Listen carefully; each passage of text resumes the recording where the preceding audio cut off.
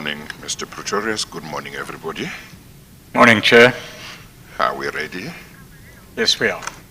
Okay. Please administer the oath again.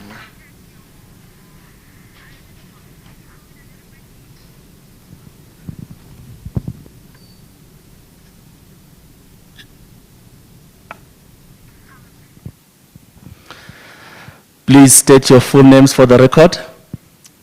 Edwin Sodi. Do you have any objection to taking the prescribed oath? No, I don't. Do you consider the oath to be binding on your conscience? I do.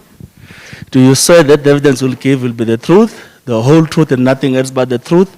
If so, please raise your right hand and say, "So help me God." So help me. Thank you. Okay, Thank you, Chair. let's continue. Mr. Sodi, I'd like for a short while to go back to the position in Khateng, where your company, Blackhead Consulting Pty Limited, did work for the Khateng government. Okay. If you would look, please, at Free State 1, the bundles behind you. That is bundle FS1. Yes, the spines haven't been I've got it, changed yeah. on all the bundles, Chair, but Mr. Pretorius, I can't hear you. I don't know if it's the aircon noise. I think they'll sort out the aircon noise. You might have to raise your voice.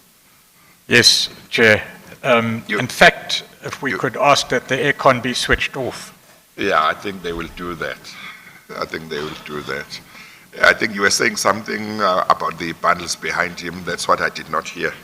Yes, Chair, it's not an important point, but we will refer to FS1 at page 406. Do you have that?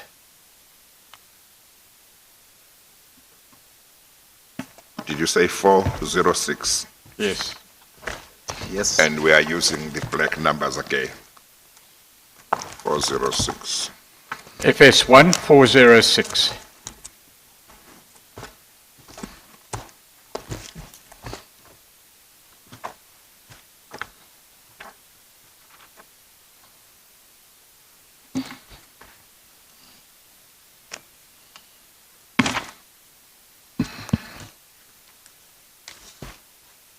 Do you have that in front of you?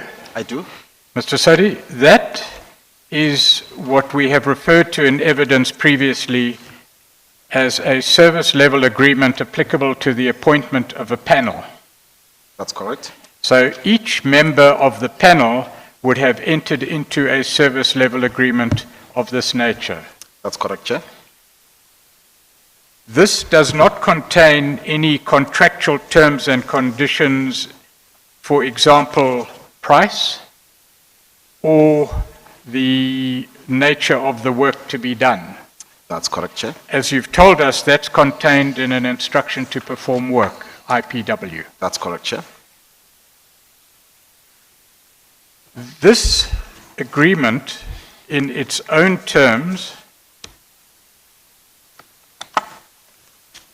appears to have expired after a duration of 36 months. It was a 3-year service level agreement. That's correct, Chair. It was a 3-year service. Before it was extended, it would at least have expired 3 months. Well, up to now, we have been... I think the arrangement was we would deal with them as and when you get to them. The different documents in terms of getting them admitted, those that are standalone documents. DCJ, the document that we are talking about is Annexure E.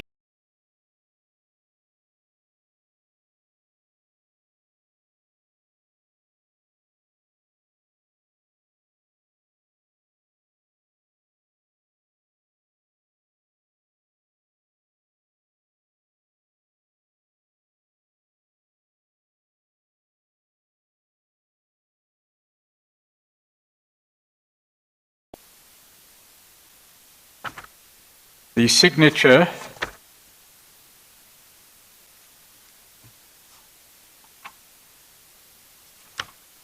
of this SLA was effected on the 14th of September 2010. You recall that, Mr. Sodi? You'll see that on page 452 of FS1. That's correct, Chair. So it would have expired but for the extension 3 months after the 14th of September 2010. That's correct. 3 months or 3 years? Sorry, 3 years. Apologies, Chair. 36 months.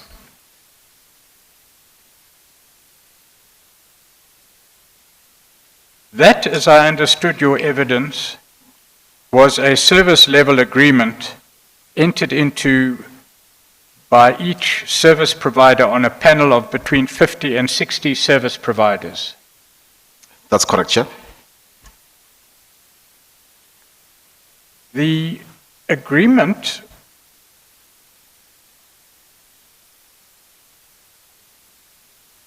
well, let me put it another way. Let me deal with that now, rather. That agreement was extended, and if we look at FS 8159,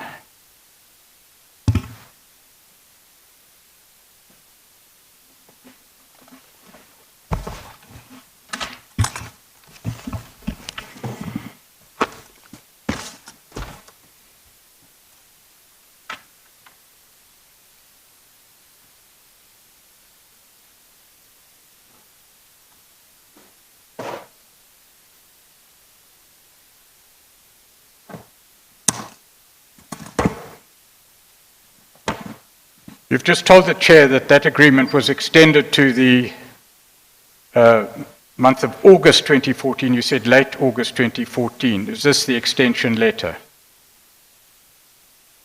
That's the extension letter, Chair. It's addressed to you, attention Edwin Sodi of Blackhead Consulting. You see that? I see that.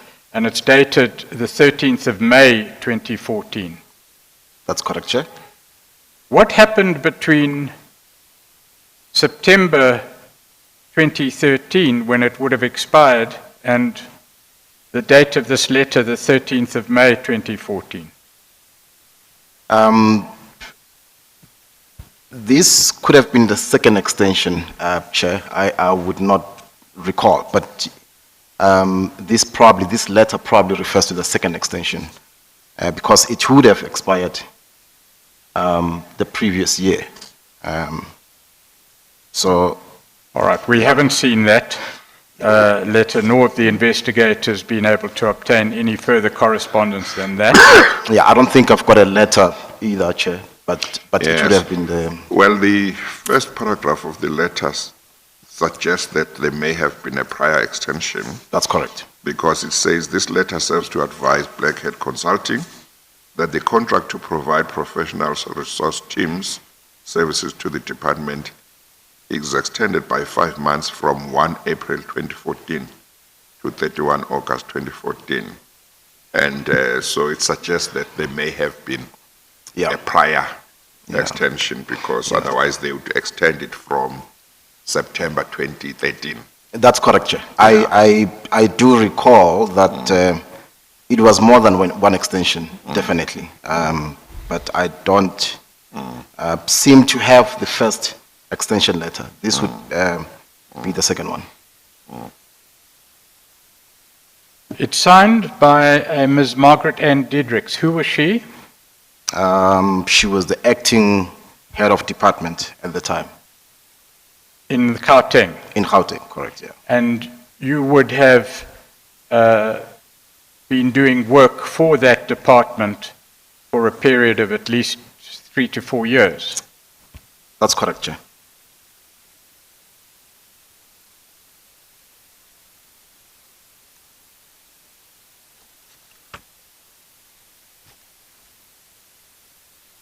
Do you recall receiving more than one extension letter? I recall that the extension was done more than once. More Chair, than once. but I don't seem to recall getting more than one letter. Did Ms. Diedrich sign both letters or just one? I'm not sure, Chair. She came in the department, I think after the HOD then had resigned, and she came in an acting capacity. I cannot recall the exact dates on which she came in. So it's possible that she could have signed the first one, or it could have been the previous HOD who resigned. I can't recall those details, unfortunately.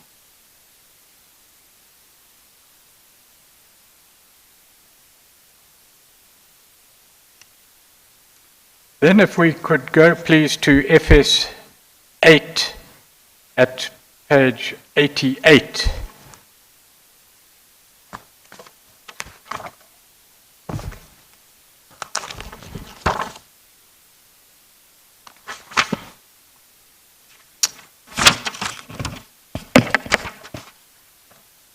Yeah, I'm there, Chair.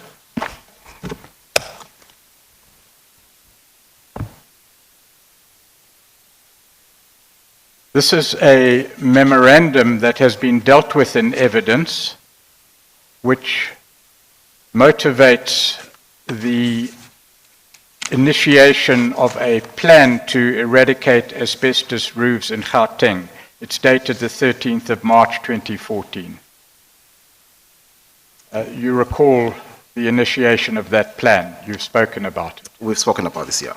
I do Yes. recall this, yeah. And it's addressed to Margaret Ann Diedrich, and if you said she was and you knew her to be the acting head of department of the Khateng Province Human Settlements.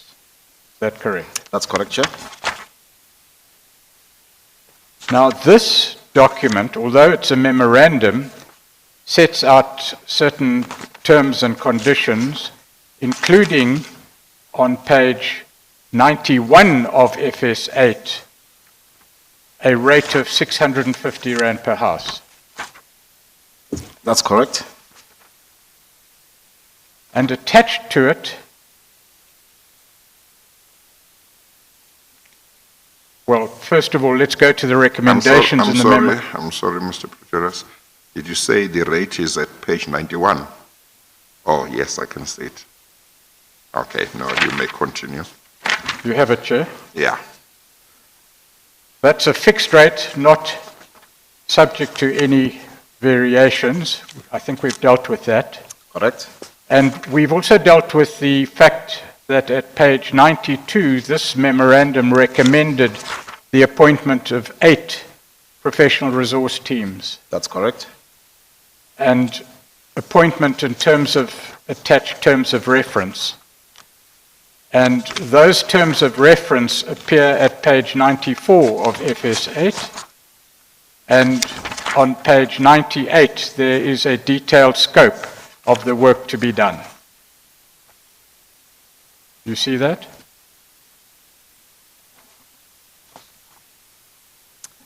I see that, Chair.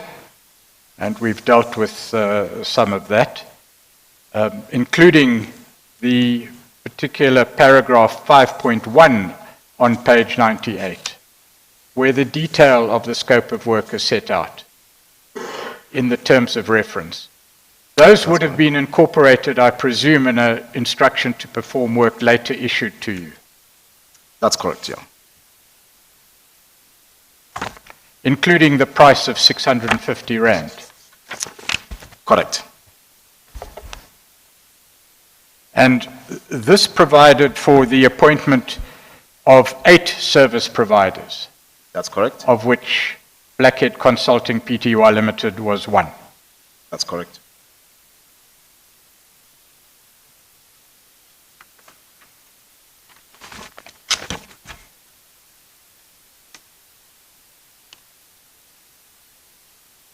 The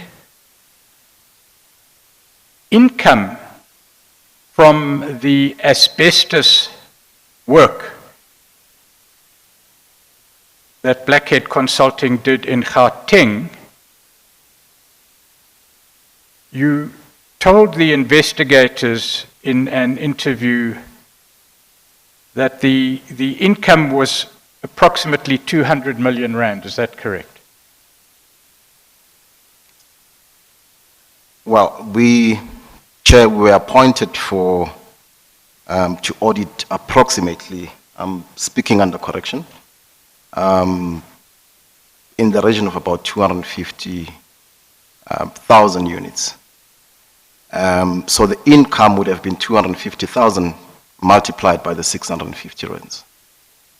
So that would have been the total value of the project would have been 250,000 multiplied by 650 rands.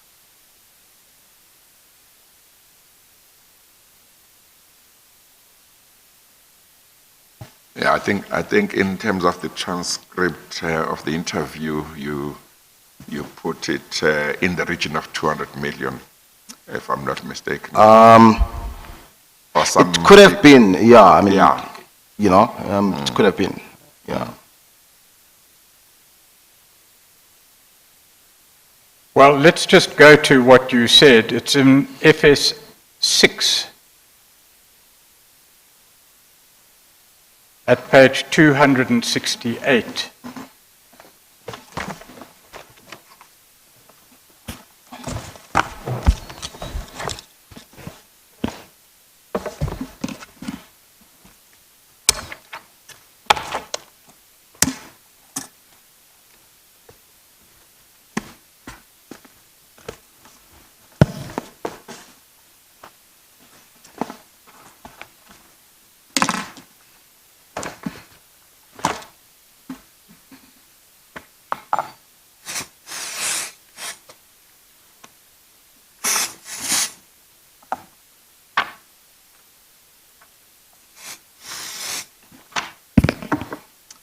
Okay, I'm there, Chair. Right. At FS 6268 line 10, one of the investigators, Mr. Gerard Swanepoel, asks a question. He says, okay, so last question from my side around Khateng now. How much money did you make on the Khateng audit? And then Mr. Edwin Sodi, I think it was about in the region of about 200 million rand. Mr. Gerard Swanepoel, no, that's the total. How much did you, and then there's some exchange of words between you, polite words, and you reply further down the page, Mr. Edwin Sodi, yes it was, I mean I can give you the exact figure, but it was in the region of about 200 million rand.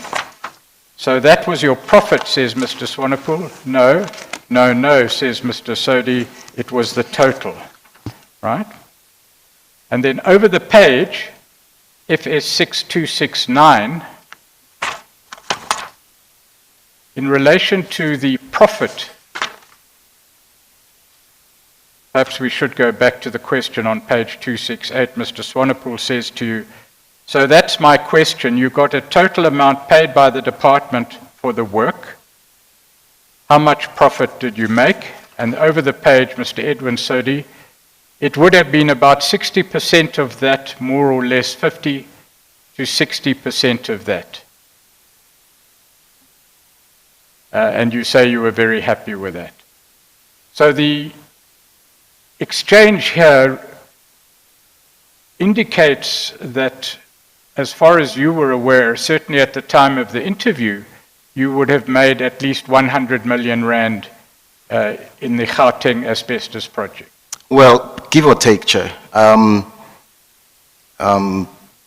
We were appointed for 650 rands per house. And if I recall, our cost for doing the work was between 300 and 350.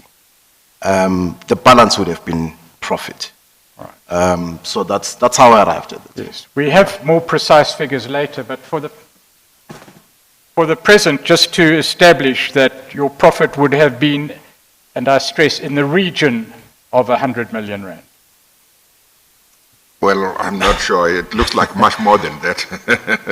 No. Because if he says the cost was about 300,000, Average, so I'm saying, the Chair, that our cost per house was in the region of between 300 and 350 rands.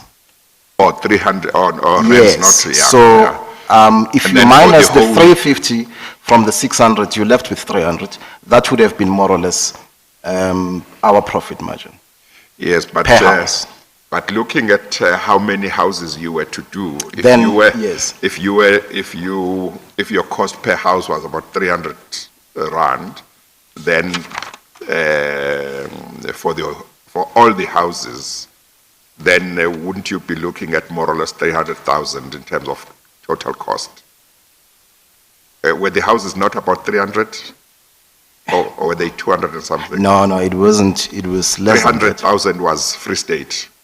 That's correct, yeah. Gauteng was what? It was 200 and between, something? yeah, it was about 250,000. Yes. Yeah. But actually, if they were less than 300, then that increases your profit compared to if they were 300,000. No, it doesn't, because your profit margin, in this case, is calculated per house. So, depending on the number of houses that we would have been appointed for. So, in other words, if it was 250,000 houses, for instance, and we're making a profit margin of 300 rands per house, we would multiply the 250,000 by 300, and that would give us more or less the profit margin. Yes. We are probably on the same page, but I'm not sure. Yeah. The 300 rand per house would have been your cost, not your profit, or would it have been your profit? Yeah, so I'm saying, Chair, between 300 and 350, Yeah. that was the cost. So in That other was words, the cost, yeah. that was the cost. In other words, that's the money that we spent to do the actual job. So Yeah. it would have been, Anything outside of that amount would, yeah, so it would have been, anything outside of that 300 rand or 350 rand per house would have been profit. that's correct, Chair. Yes. Now, if you were doing 300 units, 300 houses, okay, remember that the amount that you are going to be paid for the whole project, as I understand, is not going to change. It's not going to change. It's fixed. That's correct. So if you were doing, if the houses in Gauteng were 300 that you had to do, and you are, the You mean, cost you mean 300,000? 300,000, yes. It was less, it was about 250,000. But Yeah, I but let's follow the- say yeah. for argument's sake, because I talked about 300,000 earlier. Yeah. Let's say if they were 300,000, the houses in Gauteng, and let us say for argument's sake, your cost was 300 rand per house, okay? The proposition I was putting to you earlier on, with which you seem to disagree, and maybe we were not on the same Maybe page, it was, maybe I was misunderstood the that question, yeah. if there were 300 houses, and you were spending 300 rand per house, your profit would be less than if you had 250 houses. In other words, the lesser the number of houses, the more profit you made. The higher the number of houses, the less profit you make. Okay. Because the total amount is fixed, you are not going to change. Yes, the Yes, total you see. amount is fixed. It's fixed, but if you are going to do more houses Yeah. on the same price, obviously you'll make less profit, isn't it? Yeah, so maybe let me explain it this way. The lesser the number of houses Yeah.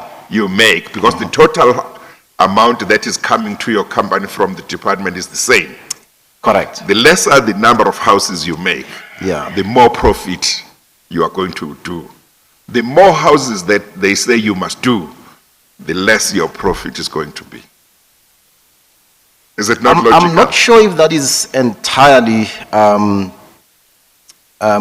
correct, Chair, and it could be that maybe we're talking about the numbers. Let me put it this way. Yeah.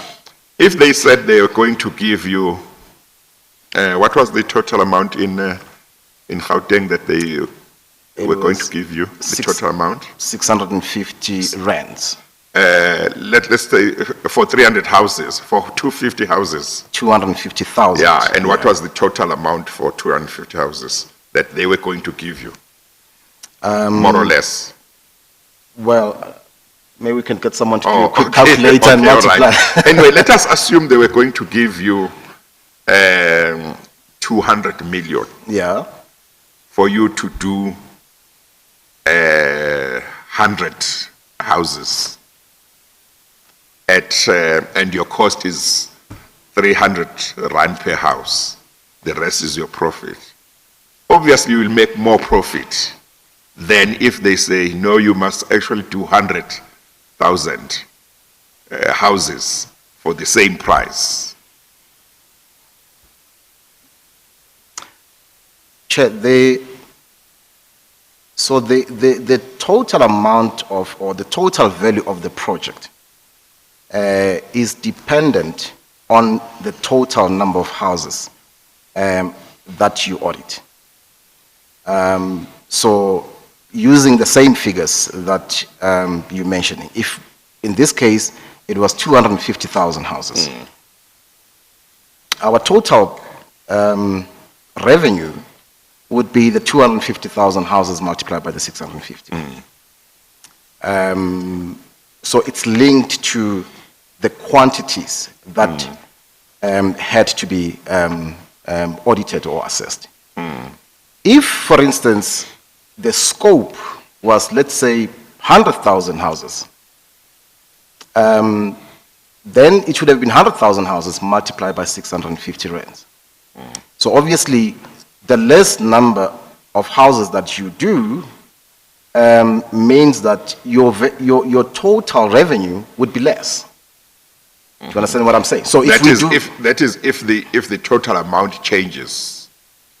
If Yeah, the total so- amount changes. yeah, so But so I what think is the point key- you are making is, yeah, the point you are making is the total amount is based on a certain number of houses. no, I'm saying that we were given a rate of 650. And we were then given quantities that we had to audit and assess. So in this case, it was, I'm sorry, what is happening? It's just that I think the witness would be assisted if he could have a pen and paper to make his own Okay, calculations. okay, I need to know, otherwise. Yes. yeah, so the point I was alluding to is that, so your rate is determined, in this case, predetermined, and they say, here is the rate, and then we get given a scope of work to do. So in our case, it was 250,000 units, which we had to audit. All right? So the total revenue, as I said, was therefore 650 multiplied by the 250,000. But as it turned out, Chair, we audited about 200,000 more than the scope that was given to us. However, our revenue was fixed on the scope that was given to us. So the department didn't say, Blackhead, you were given 250,000, you came back, you've done the work, you've assessed, we see your report, but the report says you've done 400,000. So therefore, we paying you for 400,000. It wasn't the case. So they said, Yes. yeah, Yes, no, I understand. Yeah. But I would imagine that you would agree that if you were assigned to do 250 houses yeah, for a certain fixed rate, and you ended up doing 400 houses, and for each house you were paying 300, your cost was 300 rand. Now, instead of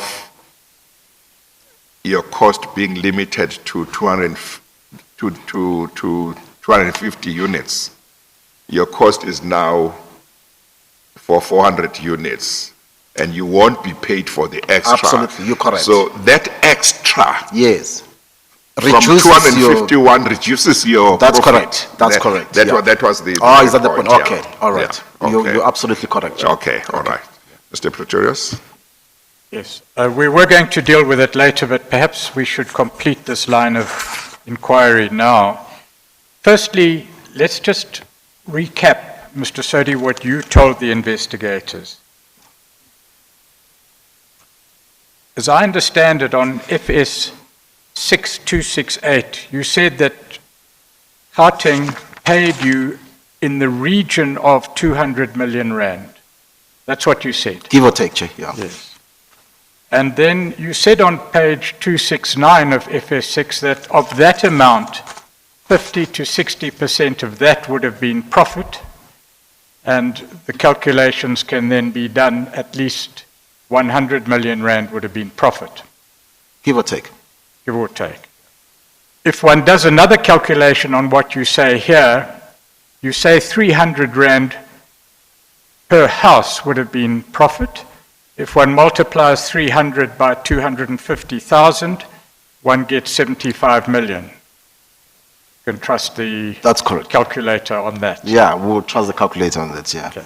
But there is another document that the investigators produced on inquiry from the Khateng Department of Human Settlements, and that appears in FS8 at page 111.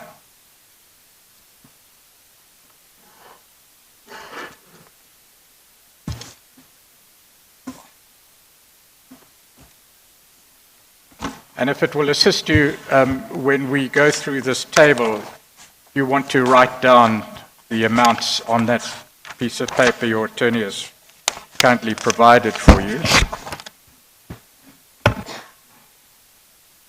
This is a document from the Department of Human Settlements that the investigators speak to in their overall report.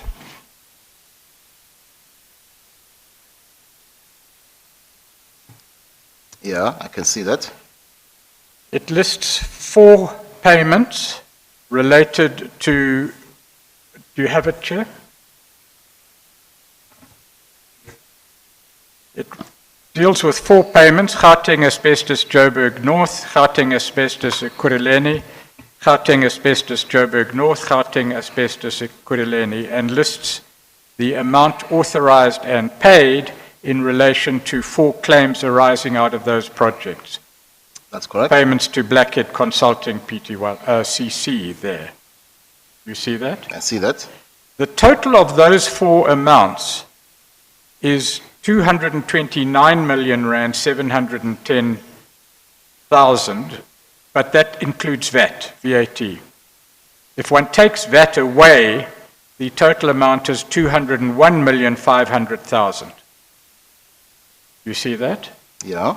And if you divide that amount by 650 rand, the amount per house, one gets 310,000 units.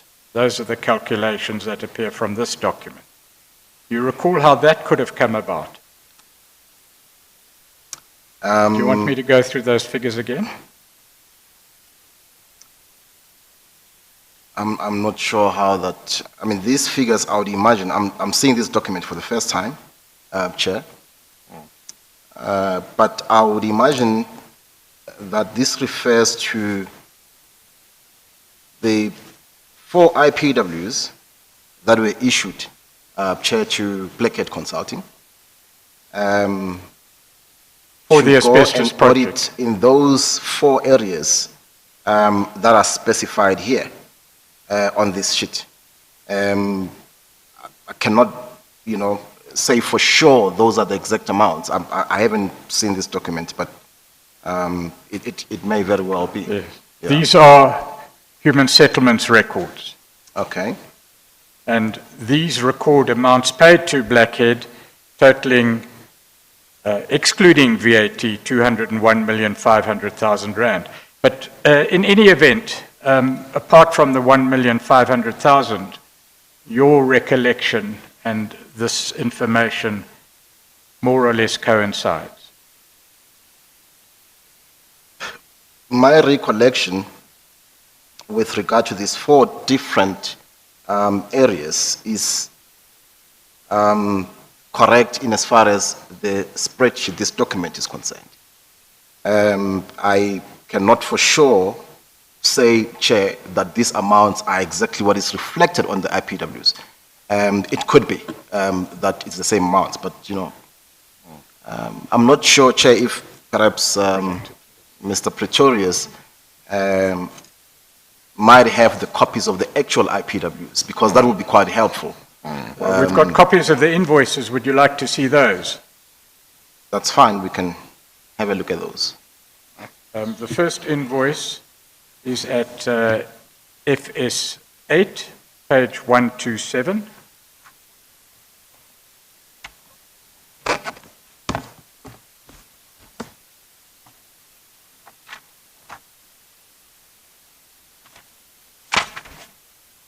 Yes, I can see that.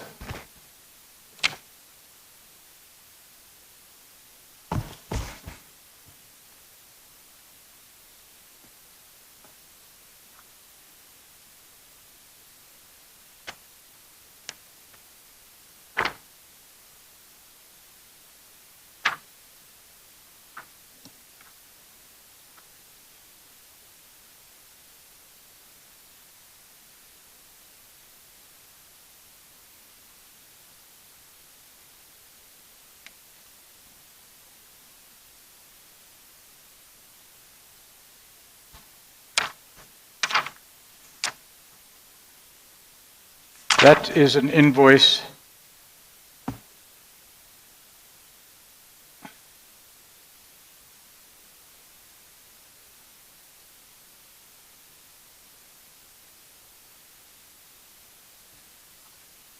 if you would bear with me a moment, Chair.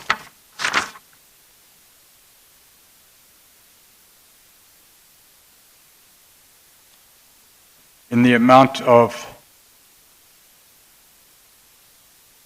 59,280, which is the second invoice on the table on FS 8111. I can verify that, Chair, it's correct. Right.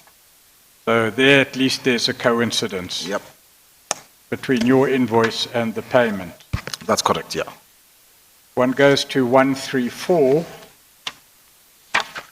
Sorry, no, I'm giving you the wrong number. Page, yes, it is 134 of FS8.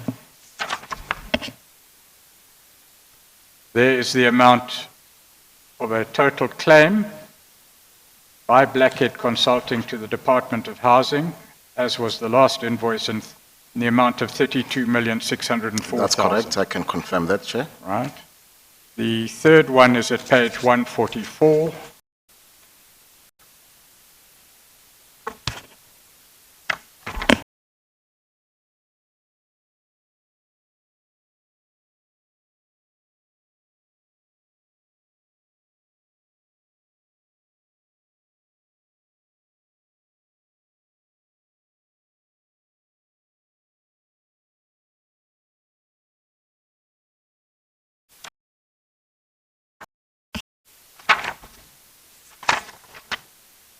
Total claim 48,906,000, invoiced by Blackhead Consulting to the Department of Housing, Khateng Provincial Government. That's correct. So we know then that the table shown at Free State 8, or FS 8111, coincides with your own records. That's correct, Chair. So let's go back to FS 811 if we may. The total of the amounts in that table is 229,710,000. But that includes VAT. Okay. Excluding VAT. I'm sorry, Mr. Pretorius, that's your own, that's a number that doesn't, a figure that doesn't appear on the Yes. page, is that right? Yes, Chair. And it's 229? 229,710,000. Okay, thank you. but that includes VAT. So the calculation I'm putting, and on which I am relying at my peril, Chair, Yeah. is 201,500,000, excluding VAT. 201 million? 500,000, excluding VAT. 1,000.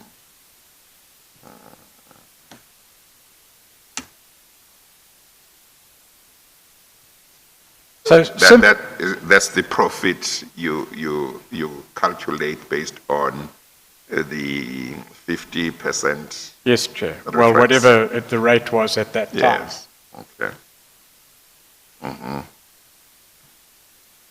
In any event, simply, Mr. Sodi, your recollection in the interview is more or less, give or take 1,500,000 rand, the same as the amount that the spreadsheet shows, as having been paid to you for the asbestos project in Khateng. Sorry, Chair, I'm not sure. Where does the 1,500,000 come from? I'm sorry, actually, before that, All Mr. right. Pretorius,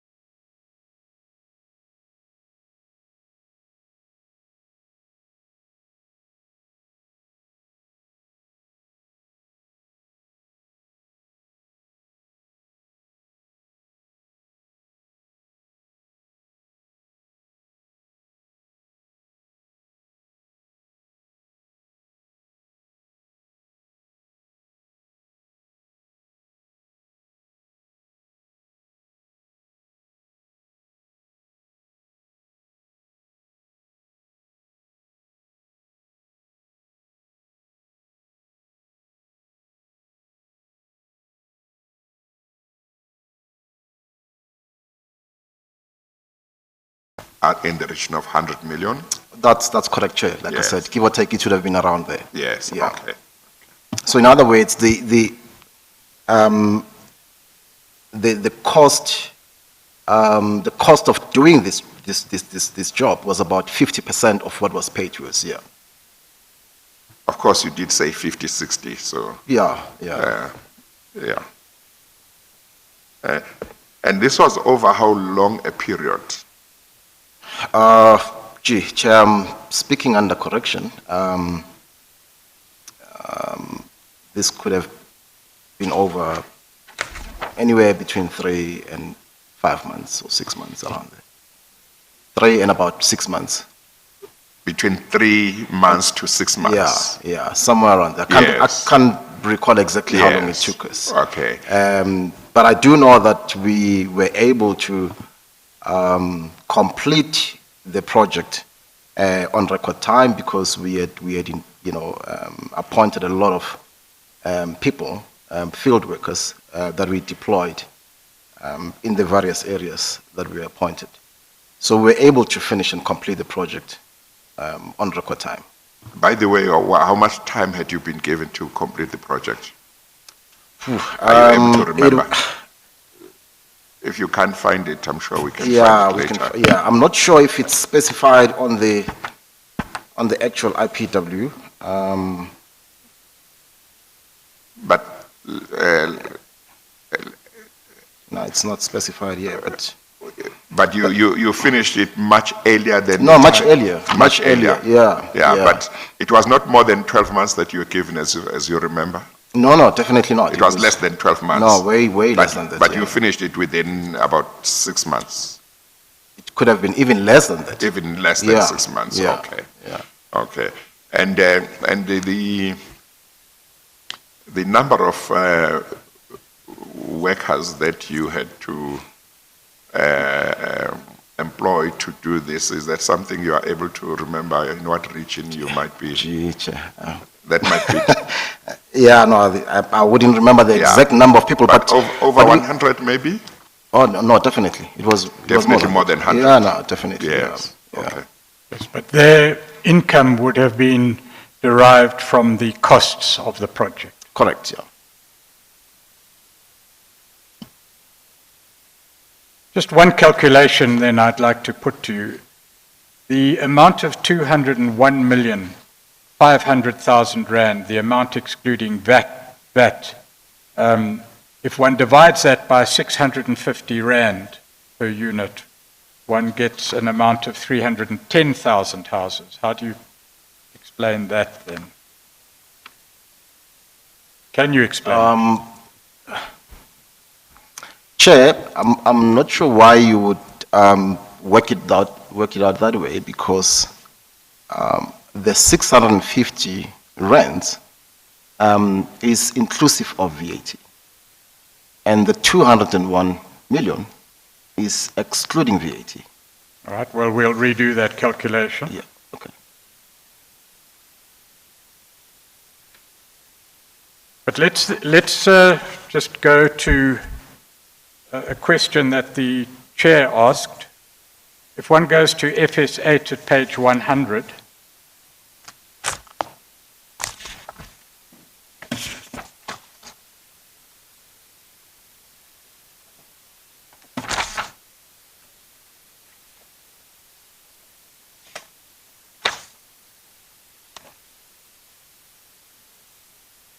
this is the memorandum we referred to earlier, in terms of which the instructions to perform work would have been issued for the 8 service providers to be appointed for the project.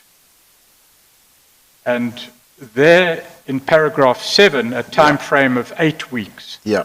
was set. Do you recall that time frame? I seem to recall that now. Yeah. Was that the time frame I within think there was a which the time work had frame to that be was. completed? Yeah.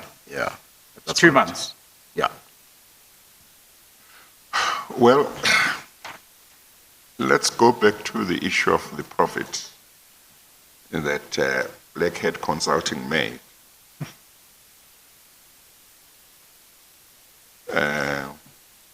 On the basis of its profit having been 50% of the total value of the project, Blackhead Consulting made about 100 million rand. Correct, Chair. Okay. In circumstances where it did about 400 houses, Correct, Chair. More or less. yeah, more or less, instead of 250. It actually almost doubled.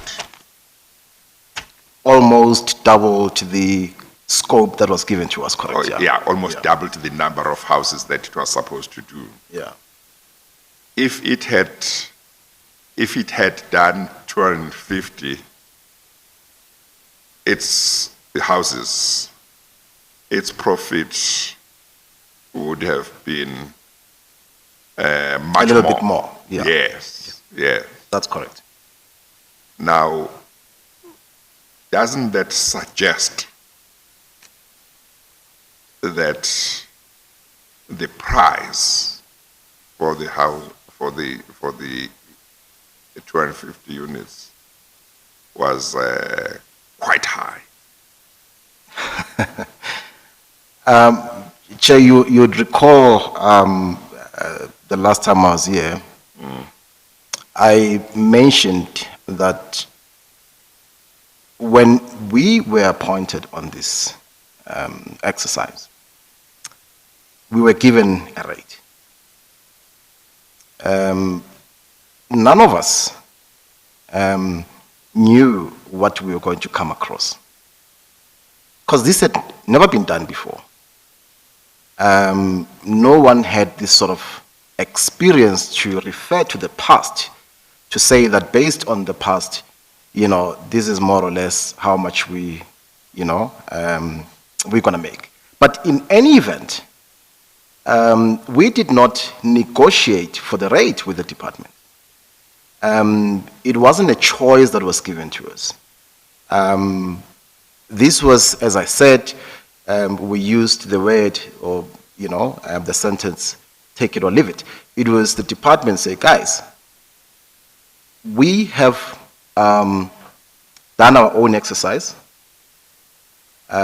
We now want to appoint service providers who can go and do this audit or assessment, and we are going to pay each one of you this amount. Now, we take these appointments and we start working. And it's only afterwards, when you're done with the project, then you basically look at your expenses and how much you would have spent and so forth, then you're able to determine how much you would have made. So we wouldn't have known upfront whether the rate was high or low. We wouldn't have known that. And it would obviously, again, lead on to what happened in the Free State, was that this is a precedent now. In a way, this is a precedent that has been set, that more or less, 650 rands is the rate that you would pay, for this kind of work. The Commission's own witness who came here also alluded to that fact, because that question was posed to him, to say, more or less, how much would it cost to do this kind of work? And if my memory serves me well, Chair, he mentioned that it should be around the region of 600. This is a specialist who's been in the industry for many, many years, much more experienced than any one of us. So one would therefore arrive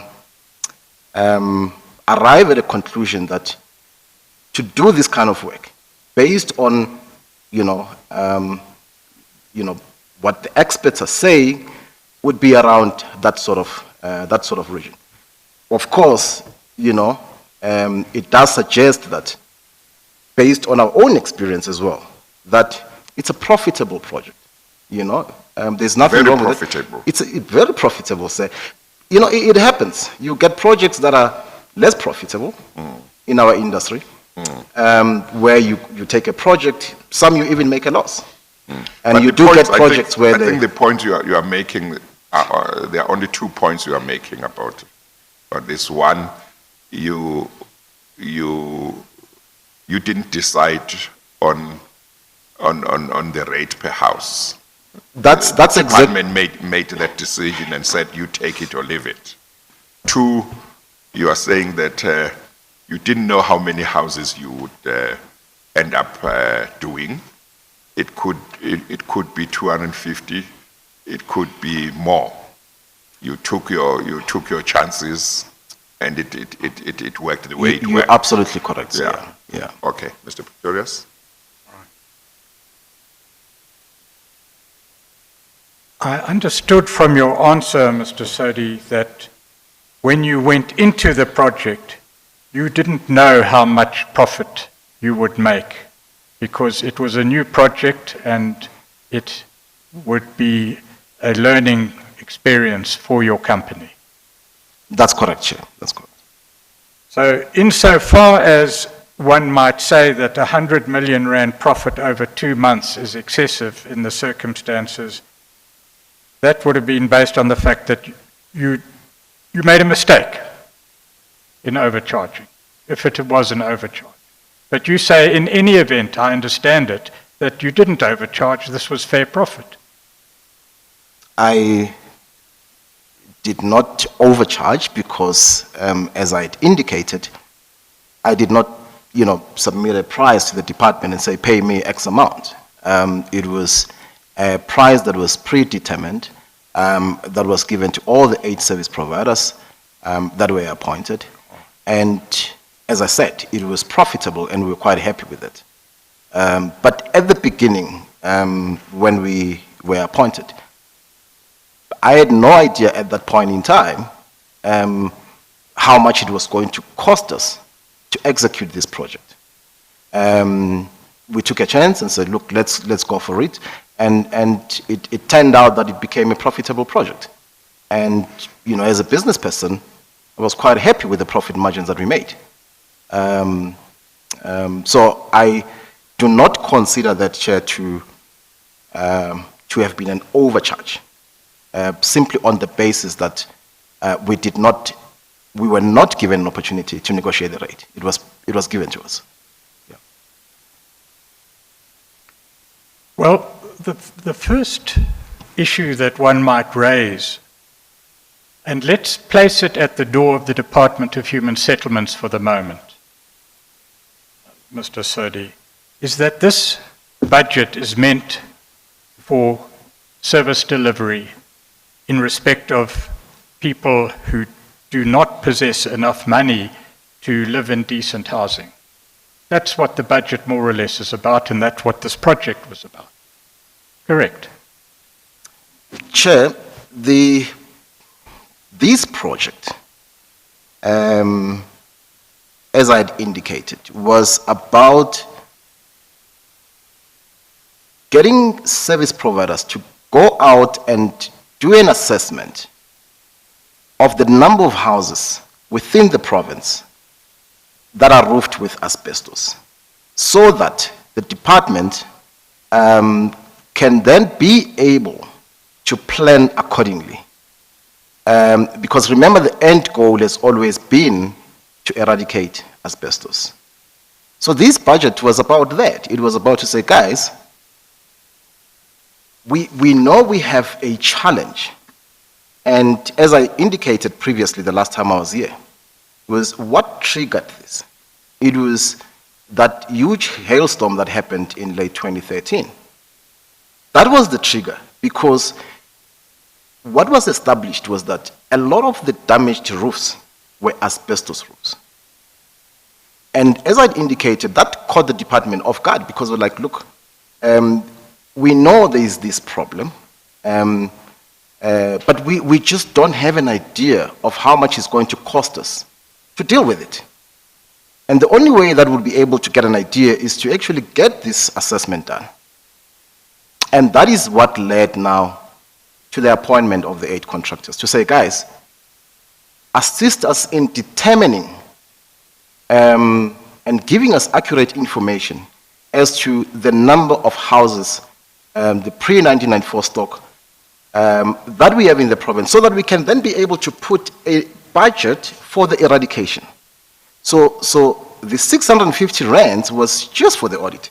That's what it was meant for, nothing else, and nothing beyond that. I would imagine that there would have been a separate budget, which I wouldn't have knowledge of, that was probably set aside for the actual eradication. We're not involved in that. But this particular one we're speaking about now, Chair, was simply just for the audit and assessment. Mr. Sodi, the proposition is a straightforward one. In the space of 2 months, in an asbestos eradication project in the Department of Human Settlements, they paid an amount of over 200 million rand, allowing a private company to make approximately 100 million rand. That's the fact. It is a fact. Whether that's a good or bad thing, we can leave it to those who are empowered to make judgments to judge. It is a fact. It was an exercise, Chair, that had to be done, and the department went ahead and did it, and they paid for it. Yes, but the point I'm making to you is that this money comes from a budget that is supposed to provide service delivery Well, to poor people. Chair, the budget allocated to, and I certainly don't want to speak on behalf of the department, because I'm not qualified to do that. But the budget that gets allocated to various departments, including the Department of Human Settlements, one would safely assume that it's meant for services, to provide services, in this case, to provide human settlements, or build houses for indigent people and so forth. So yeah, to answer your question, the amount or the budget utilized would have been used to, would have been meant to provide for services for people that otherwise cannot afford. And I see this as being part of that. It may not have been utilized, for instance, to build the actual houses, but it's a human settlement function, and it was used for that, for that function, which is human settlements. How much time would your company have spent in training the field workers who would visit the different houses? Chair, it wasn't long. It could have been a day. A day? Yeah, it could have been a day. But it wasn't long. I mean, the training was not complicated training. Yes. So it wouldn't have taken... You know what? A thought that keeps on worrying me, and this applies to the Free State, but we'll talk about it, about the Free State soon, is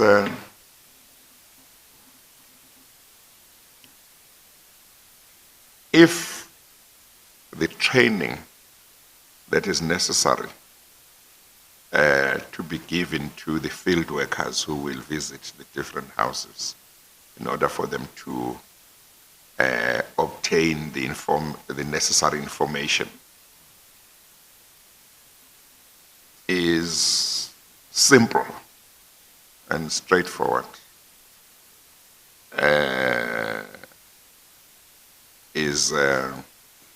Well, maybe takes a day, maybe less than a day.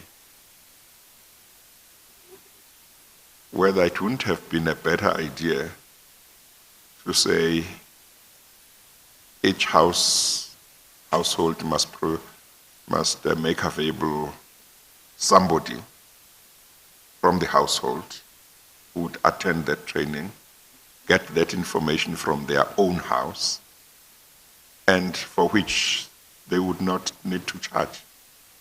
The department would not have to pay that person because that family wants the house to be improved themselves.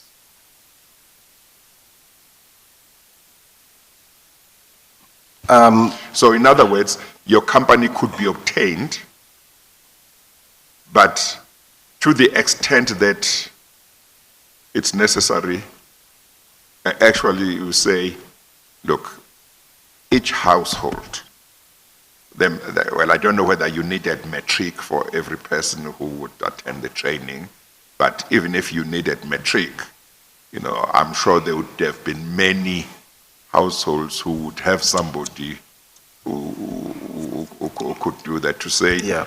if you want, we want to check if your house has got an asbestos roof, because we need to improve your housing, your living conditions.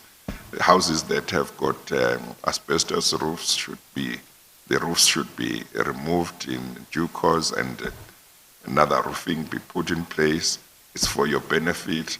Make one person from the household or family available in order to assist with this. Yeah. Then you don't have to, the department doesn't have to pay, saves a lot on what has to be paid. Chair, that could be a way of looking at it, but how we executed this is not very far. or different to what you're proposing, because what happened was in every locality or ward that we went to, we first had to engage the ward councillors. And we then said to the ward councillors, listen, there is this project that ought to be undertaken. We have a criteria of the people that we require.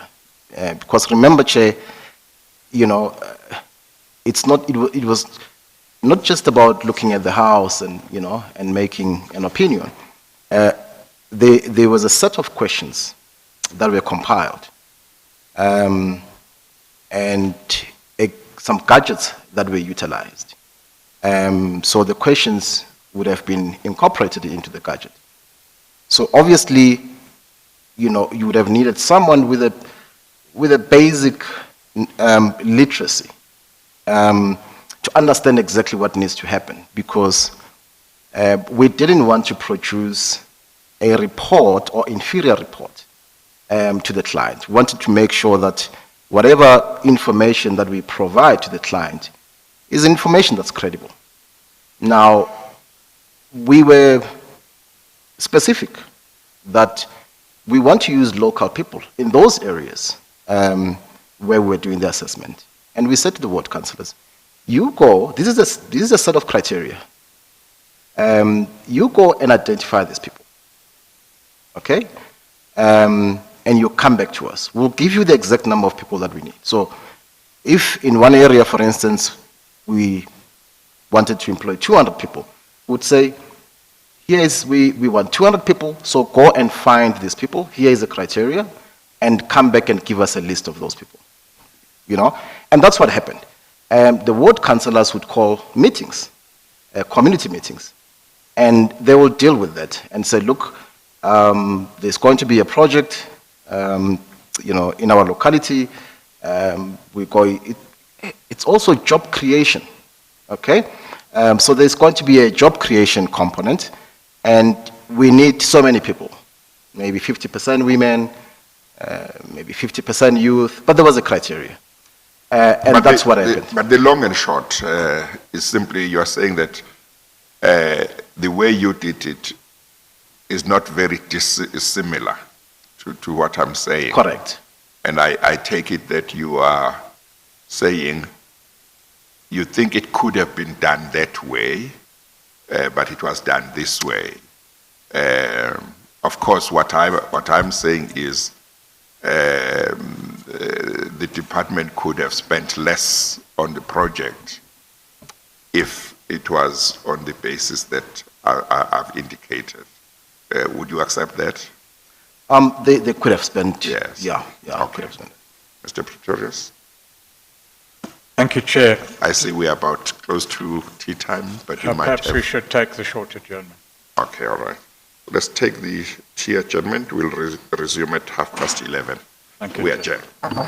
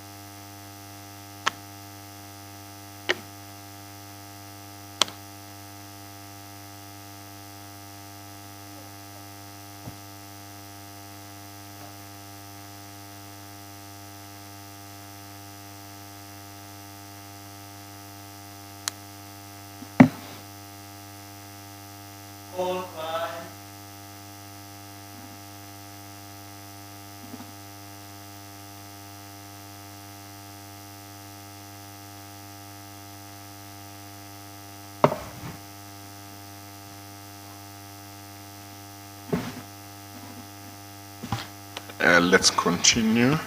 And just for the sake of completeness, Mr. Sodi, on the question that I asked before the adjournment, was it a requirement for the trainees or field workers to have matric, or was that not a requirement? Chair, if my memory serves me well, that was a requirement. That was a requirement. I think so, yeah. Okay. All right. Thank you.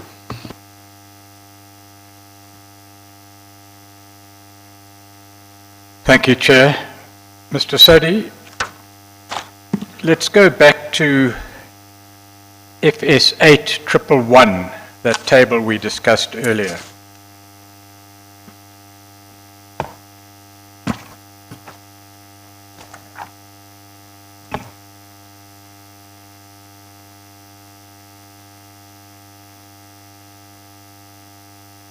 You told us in answer to a calculation put to you that the unit price of 650 Rand per house included VAT. Is that correct?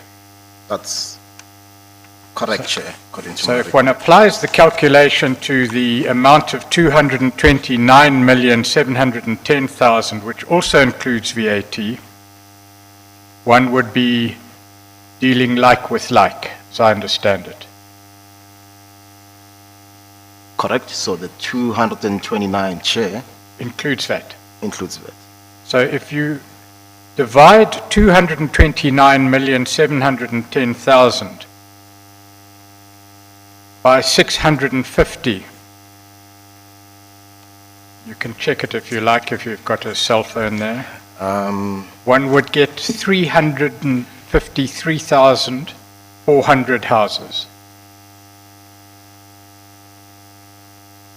In other words, if you charged 650 Rand, including VAT, for each unit, and you came to a total charge of 229,710,000, you would have charged for 353,400 houses, not 250,000. Do you want to check that calculation? Chair, I think maybe before we even do that, if I may make a suggestion, with your permission, is to look at the 4 IPWs that we referred to, because those IPWs would have the quantities there,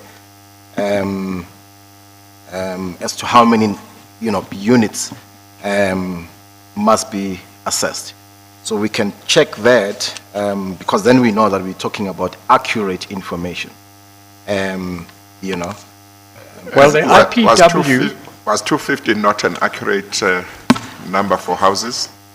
Well, I said more or less. More or less, it was, okay. Sorry, let me see if... Sorry, if I may just make one comment by way of a question. Does the IPW not tell you what work you should do, not deal with what work you have done and for which you charge? No, the IPW deals with what needs to happen. Yes. Not what happened. No. It deals with what should happen. Yes. But you wanted to establish the exact number of Yeah, units. so That's that what you wanted to. so that we don't. Do you know where we find the? Sorry, I'm actually looking at one here. So this is the invoice.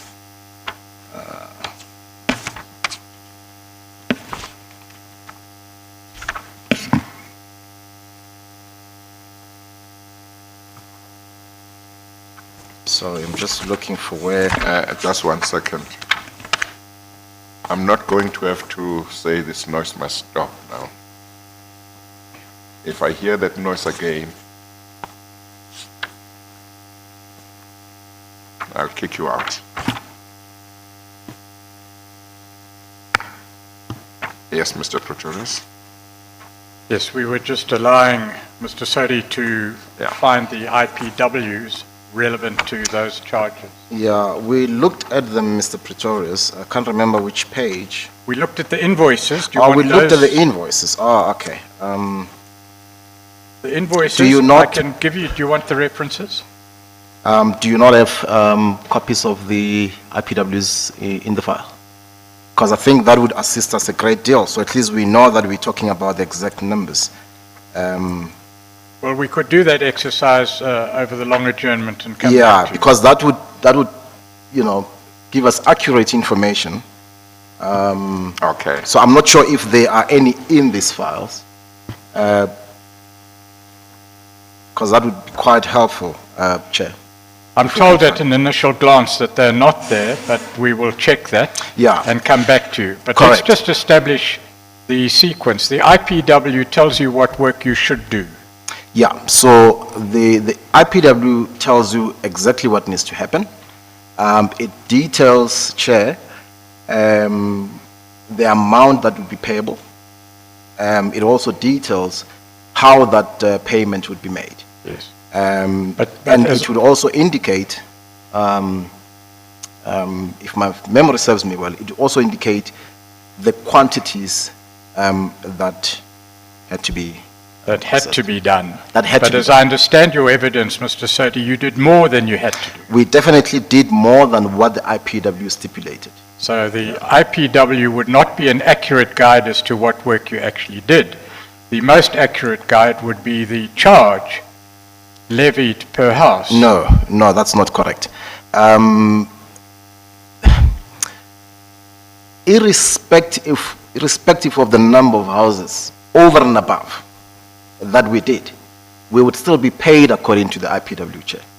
So again, going back to what I stated earlier, we audited more than we were supposed to audit. So if you look at, take for instance, Joburg North on that spreadsheet on page 111, okay? It gives you the project description, the amount, and so forth. That amount that's specified there will not change because we would have done more. It will still be the same amount. And like I said, I can safely, state that we did way more than we were supposed to. But what we get paid, it's still in accordance with the IPW. It's not based on what we found on the ground. But I think the principle that Mr. Pretorius may be seeking your comment on is that whatever the number of houses were that the IPW talked about, there should be, you should be able, or rather the total amount paid to Blackhead should be made up of 650 multiplied by the number of houses that you were asked to do. Correct, Chair. And he was saying, if one looks at 229,710,000 rand, and you go back to saying the rate is 650 rand per unit, you don't come out with 250,000 units, but you did say that Yeah. that was not an That exact it's not, figure, yes. But you accept the principle. I accept the principle. Yes, And that is why, Chair, I was Yes. saying that if we are able Yeah, to get the correct. to get the actual Yeah. IPWs, then we Yes. know we're talking about the exact figures. Yes, Yeah. okay. Well, the straightforward proposition that is being put, Mr. Sodi, is that the total amount paid divided by the unit price yields a number of 353,400 houses, which is not more or less 250, it's far in excess of 250,000. Again, Chair, we talking here about a project that happened 6 years ago.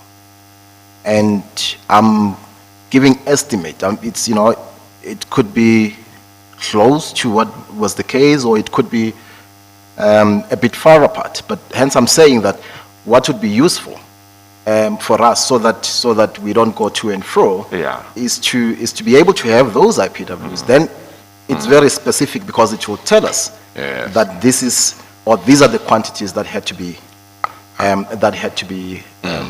audited. Okay. Yeah. Let me put a last proposition to you then, Mr. Sodi, in a different way. Yeah. If you had been told in the IPWs to audit 250,000 rand, 250,000 houses at 650 rand per house, the total you could have charged on that basis would have been approximately 170 million, if I recall correctly. Yeah. So 650 Yeah. times 250,000, Yeah.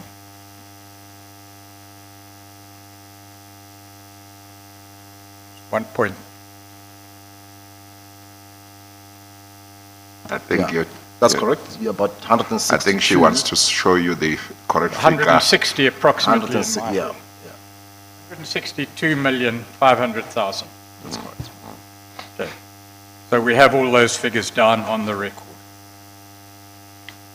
Would the position be that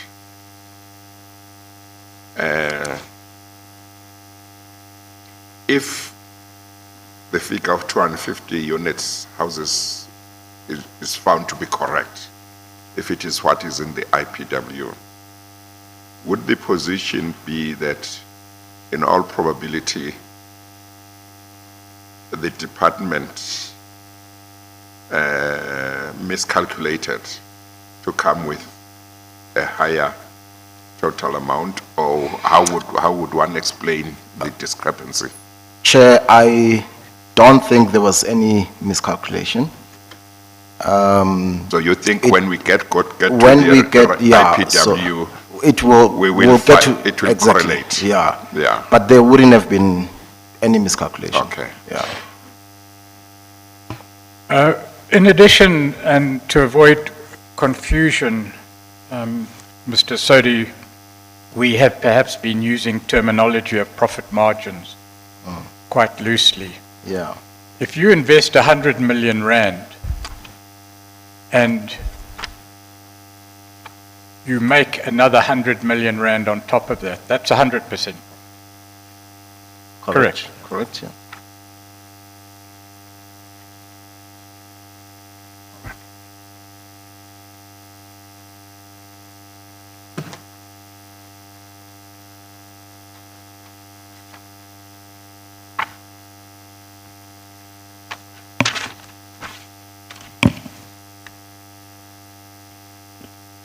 If you would go to FS6, please.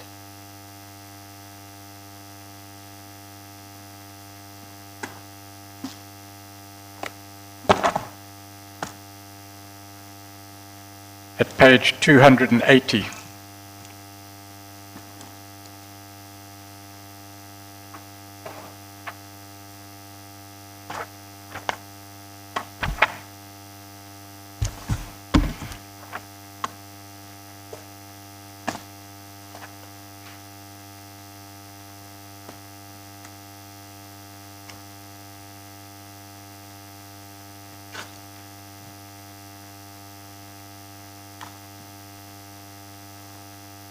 Did you say 282? 280, yeah? FS6 280.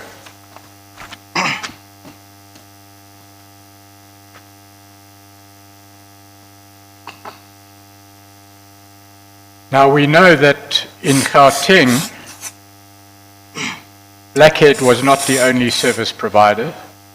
You say there were 5 or 6 others. There may have been 7 others. It was a total of 8 service providers, Yes. Chair. And at the bottom of the page, in relation to their profits in the Khateng Asbestos Project, you say the following: of course, I can tell you right now, even the other 5 companies or 6 companies that were appointed, they made exactly that. They made more than that. So it wasn't just Blackhead that made that kind of profit, all of us. I cannot, Chair, state how much the other companies made as a profit margin. That statement obviously is incorrect. If that's what I said, I wouldn't have known. I can only speak for Blackhead Consulting, but I can't speak for the other service providers. So I wouldn't have known at all how much they would have made. Can you explain why you would have said that in the interview? As I've said, I don't recall I could have made it, that statement, but I don't recall making that statement. And certainly I've got nothing to back it up. I've got no way that I can back up that statement because I wouldn't have known. So it's an incorrect statement if I did make that statement from my side. As I understand it, that's a transcript of an interview you had with the investigators of the commission. Is that right? Or you have seen this document before, haven't you? In your bundle. No. In the documents and the files that you have received. This transcript. Or have you not seen it before? Yeah, I don't remember seeing. Is that so? Yeah, I did not receive a bundle up front, Chair. Yes. Yeah. Oh. Okay, well, if you haven't seen a document, just say so that your answer can be understood in that context, if that is actually the case. Or if you are not sure that you have seen it or not seen it, just say so. And like I'm saying, Chair, I don't remember saying it. I'm not saying I never said it, but I'm saying that now, sitting here and dealing with this aspect, I don't know on what basis I would have said something like that when I never had access to, the other 8 contractors. Never knew how much profits they made or what was their cost. So it could have been, Chair, that maybe it was in the heat of the moment I said it, but I certainly don't have anything to back up this statement. I don't really Yes, no, I'm sure if necessary, the relevant part of the recording, if it exists, can be played.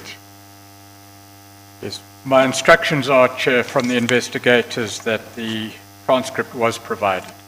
Was provided. Yes. Okay, and do you know whether there is a recording that would be available if necessary? Yes, Chair. Yeah.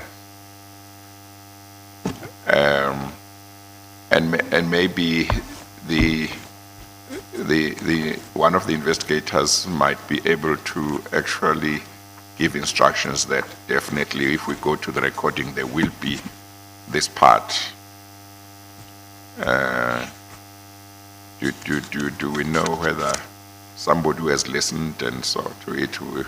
Chair, there would be direct evidence There would be direct evidence. as to the accuracy of the transcript, but there is a transcriber's certificate that appears at page Yes. 357 Yes. of Free State 6. Yes, I think, Mr. Sodi, you may have to, maybe not now, it might be necessary to listen if you want to listen in due course to the recording. Yeah. But at some stage, you'd have to make up your mind whether you say, yes, I did make the statement, or no, I did not make it. As I say, you might not be in a position to say Yeah. so while you are seated No, there. no, but that's correct, yeah. maybe in due course that can be arranged if necessary. No, correct, correct, yeah. Yes, the only purpose of making such a statement, and according to you, if you made it, would be to somehow justify the profit you made by saying that others did it as well. Chair, even that, I mean, I wouldn't be making a statement like that because I wouldn't know what the other contractors, what their costs would be. You know, so it would be difficult for me to make a statement like that. But like I said, I'm sitting here, I'm not saying that I didn't make it, I'm not saying I made, I'm saying that it could have been at the time that, you know, I may have made it. I don't remember, I cannot recall that. But certainly what I can say for a fact is I had no access to information relating to what the other contractors would have made. Those were 7 other independent service providers. They would have done it in their own way. They wouldn't have shared that information with me at all.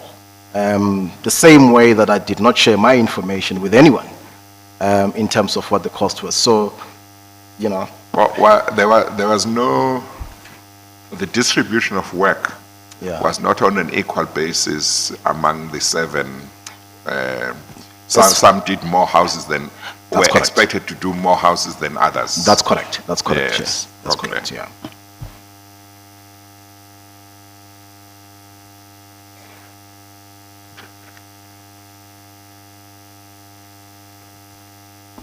If we could move to another topic, please, Mr. Sodi.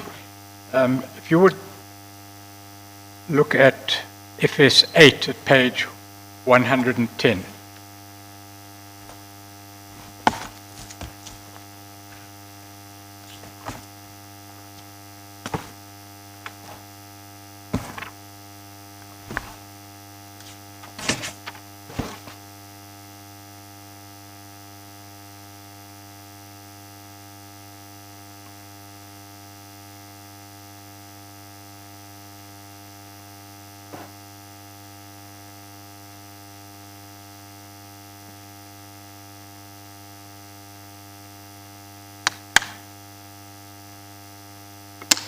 This is a letter addressed to yourself, Blackhead Consulting Pty Limited, dated the 7th of April 2014 and addressed to you by Mr. T.W. Zulu, Director General.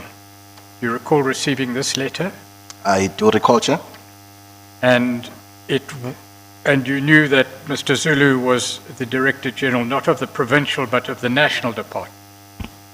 That's correct, Chair. And as I understand this letter, it's an appointment to the National Department of Human Settlements, a panel appointment. That's correct, Chair. And then if one goes to FS 8169,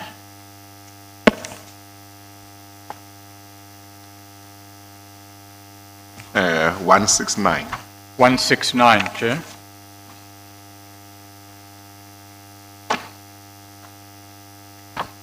I think we've dealt with this letter before, but for the purposes of current series of questions, we could just look at it again. It's a letter dated 19 June 2014, addressed to you by Mr. McKessie, addressed to the CEO, Blackhead Consulting.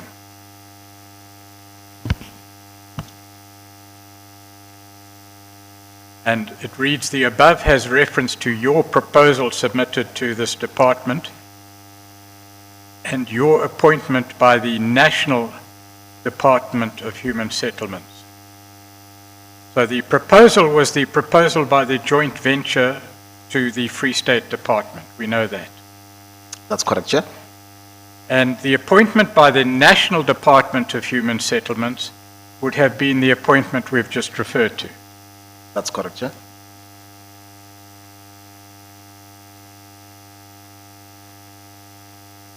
The letter continues to read, "Note has been taken of the above, and we wish to request your approval as follows.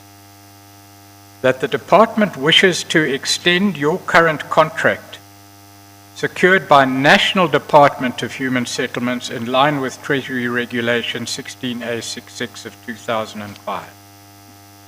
So what Mr. Mkezi is saying here is that the department in the Free State wishes to extend to the Free State the national panel appointment. That's correct, Chair. And we've heard from Mr. Zulu that you can't extend a panel appointment because there are no terms and conditions in that appointment. Am I correct? Or let's leave the law Yeah. out of your province. Okay. We've debated it Yeah, sufficiently with absolutely. those that ought to know. Yeah. But what I thought there was unanimity on was that you can't extend a panel appointment.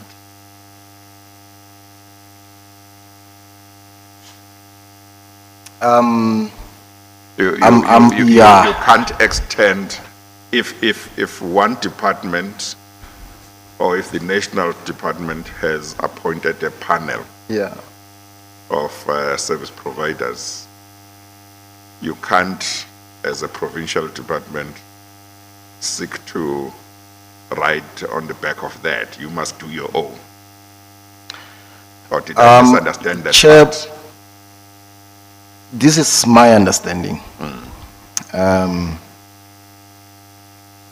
And I've seen it in practice, so I can speak with confidence that it does happen. You get instances, for instance, where one sphere of government, it could be a provincial government, would say, we don't have our own panel. We want to appoint service providers. We don't want to go through the lengthy process of having to advertise and so forth and so forth. There is work that ought to happen immediately, but we don't have a panel. They would then write, for instance, to another sphere of government or another department that has a panel. And they'll say, guys, we would like to participate in your panel. Could you therefore provide us with a list of companies that are on the panel? That department would then say, okay, we're happy. If they are happy, they'll say, no, we're happy that you can participate in our panel. Here is a list. Okay? And they'll forward the list to that requesting department. So that list would be inclusive of everyone who's on that panel. And that would then be forwarded to the requesting department to say, there it is. Of course, this happens formally. You know, letters have got to be written and signed. That happens all the time. So to answer your question, So you would say, factually or practically, yeah, this is what does happen that you know. Absolutely. But whether it's proper, whether it's in accordance with regulations, that's something you would not know. absolutely, Chair. Yeah, okay. Yes, and of course we do know that a panel wasn't, or a panel arrangement wasn't extended to the Free State. You were appointed. That's correct, Chair. And as the chair says, whether this is lawful or not is not a department that you want us to debate with you. And that's correct. I would stay out of that debate. The letter goes on to say in paragraph 4 that your appointment will be subject to your company securing funds to roll out the project in line with your proposal. And as I understand, you've dealt with that issue. Correct, Chair.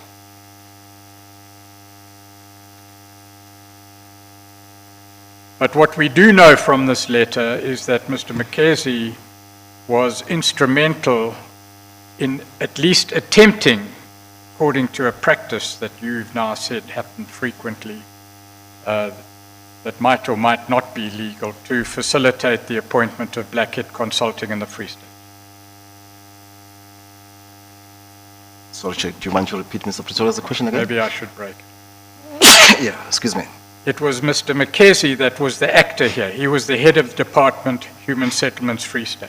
That's correct. And what he was trying to do was to use a legal device, because he mentions it here Yeah. in specific terms, to facilitate the appointment of Blackhead in the Free State.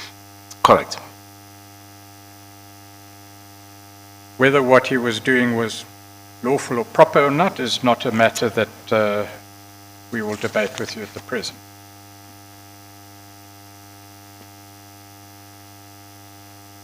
One goes to the next letter that I'd like to draw your attention to, and I'm sorry, we're going to have to change bundles. Okay. FS1 at page 465.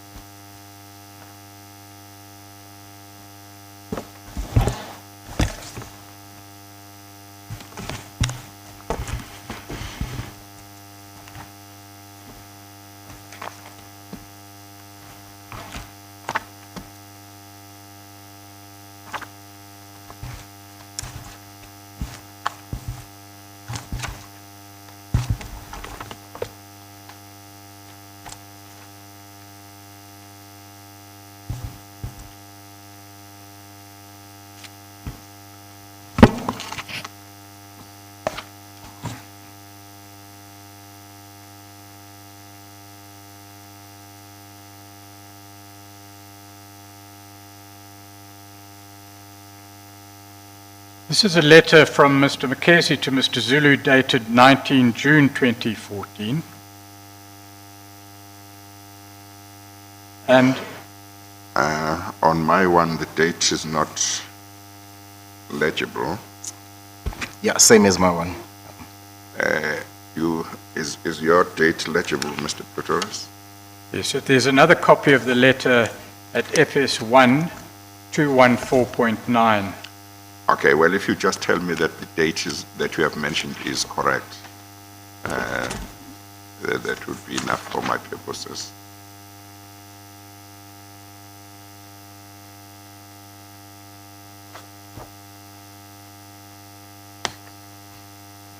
It appears there from a better copy that the date is the 19th of June 2014. 19 June 2014.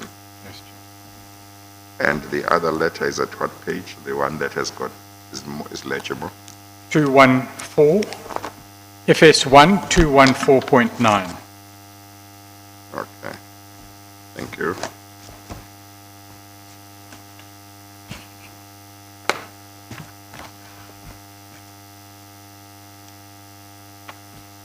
And it appears that what Mr. Mkhezi is asking Mr. Zulu here is to extend the contract, the national panel contract, to the Free State. You can look at the document. Yeah, it appears so, Chair. Yeah. In effect, what it says. Yeah. We agree.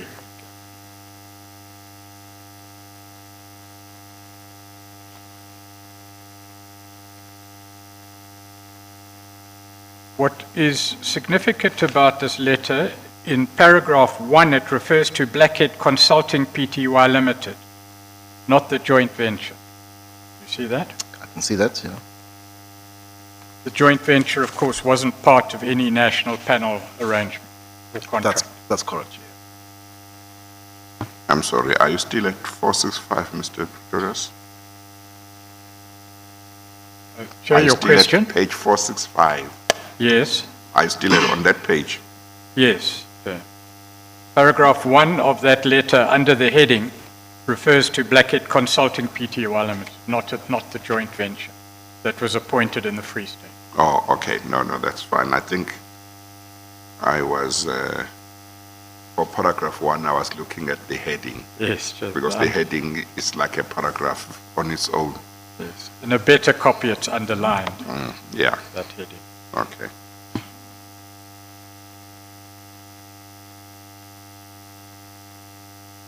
Paragraph 3 of that letter is the letter that talks about the extension of the contract through the participation process. But we've settled that issue. Mr. Sodi, if you could now go to FS2, page 99.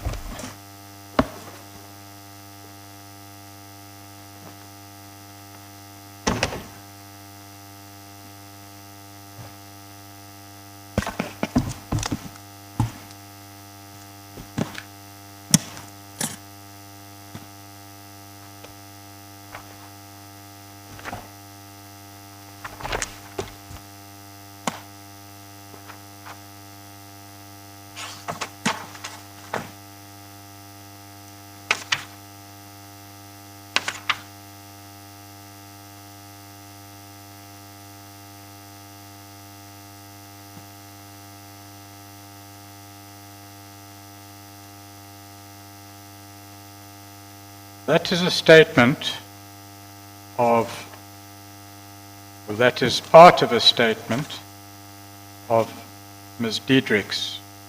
We've referred to her earlier.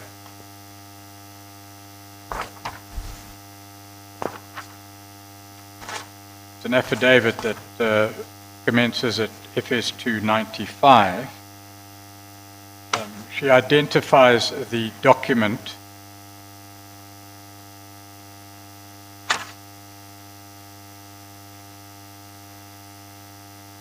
at page 99, but let's go there. It's at page 111 of FS2.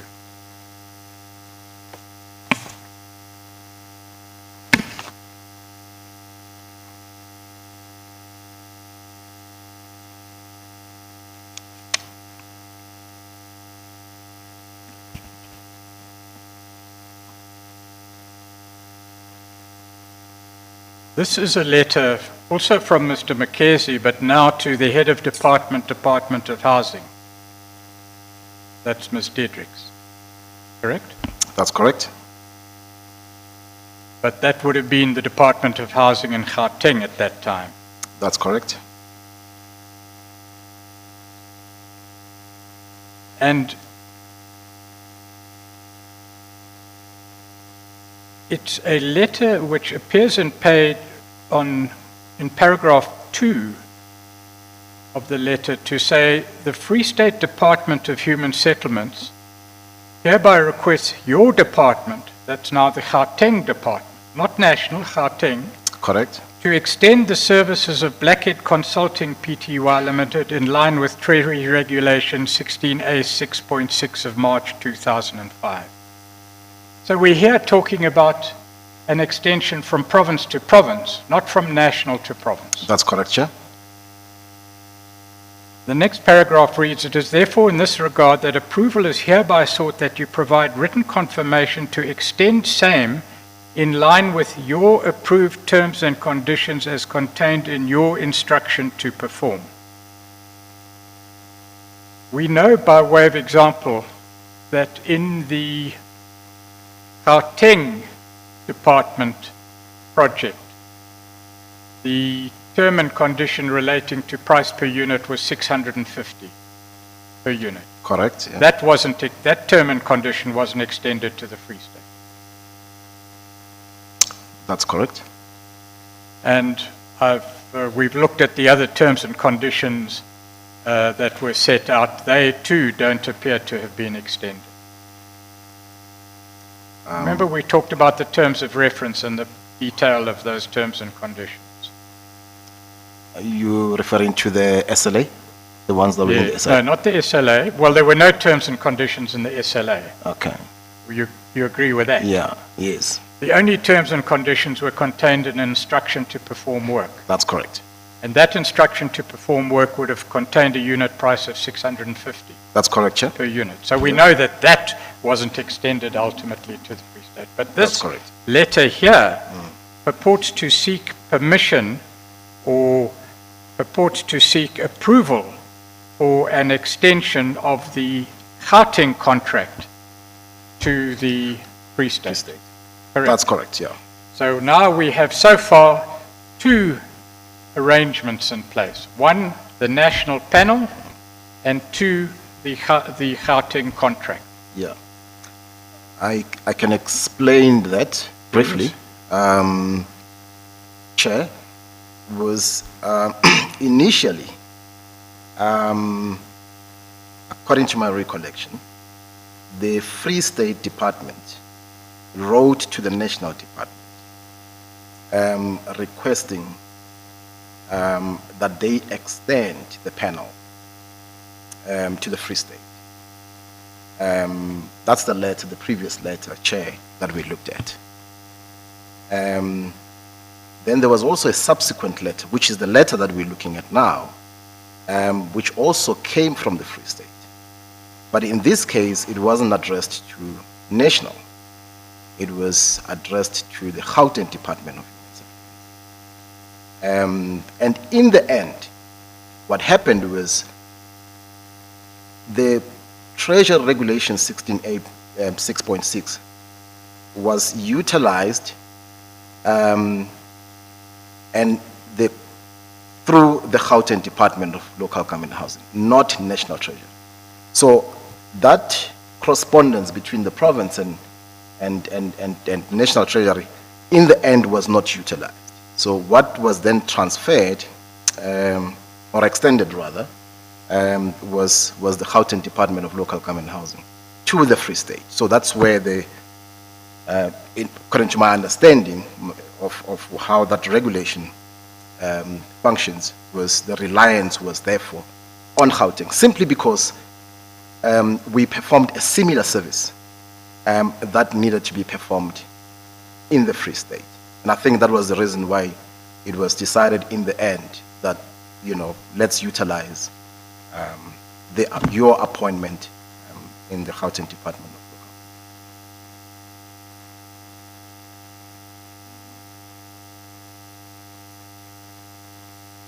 Thank you, Mr. Sodi. Did you know this was happening at the time? I saw correspondence. I was aware that there was some correspondence happening between the Free State and National and as well as Gauteng, but I was not party to a lot of this correspondence. I've seen some of these letters, but I was certainly not involved. But, as such. Mr. Sodi, you've given a detailed explanation before the short adjournment of the practice that you say was prevalent in relation to contracts. Yeah. You've also now given a detailed explanation of the sequence of events in relation to the attempt to secure your appointment in the Free State by way of some form of transfer or another. Correct. Did you know this at the time? I got to know in the end when, all this had happened, that the reliance was placed on our appointment in Gauteng. That's what eventually... When did you get to know this? The time the contract was concluded with you? It was before we started with the execution of the project. 2014. Yeah, it should have been 2014. So you knew in 2014 that Mr. Mkhize was communicating with the National Department, Mr. Zulu, and you knew that Mr. Mkhize was communicating with the Head of Department of Housing, Khateng, that's Ms. Diedrichs, Correct. in order to facilitate the finalization of your contract in the Free State. That's correct, Chair. I knew. But just to return to Free State 2111, we know that the approved terms and conditions, in fact, that term and condition that was fixed and could be changed under no circumstances, didn't find their way from Khateng to the Free State. Which one is it, Mr. Pretorius? 650 Rand. Remember, it was Okay. an immovable, Okay. unchangeable term and condition of the contract, that you would be paid 650 per house. That's correct. It was Yeah. put to you in your own words on a take-it-or-leave-it basis. That's correct, Chair. That term did not find its way from Khateng to your contract in the Free State. That's correct.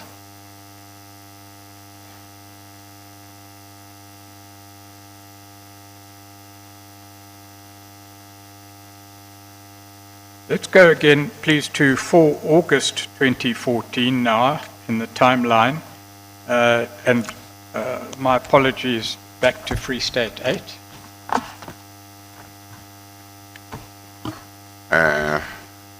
Or bundle FS8.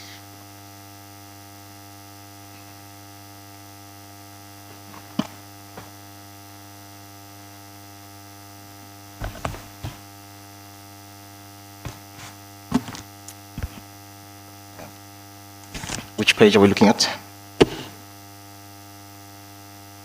Bear with me a moment, please. 176, if you would, Free State 8, FS8 176.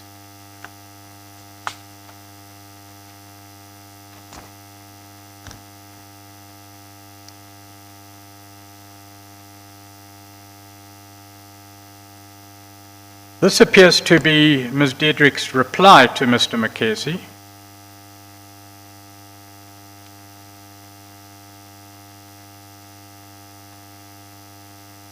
Because it refers to Mr. Mackenzie's letter of 15 July 2014, which we've just dealt with. That's correct. But what we see here in paragraph 1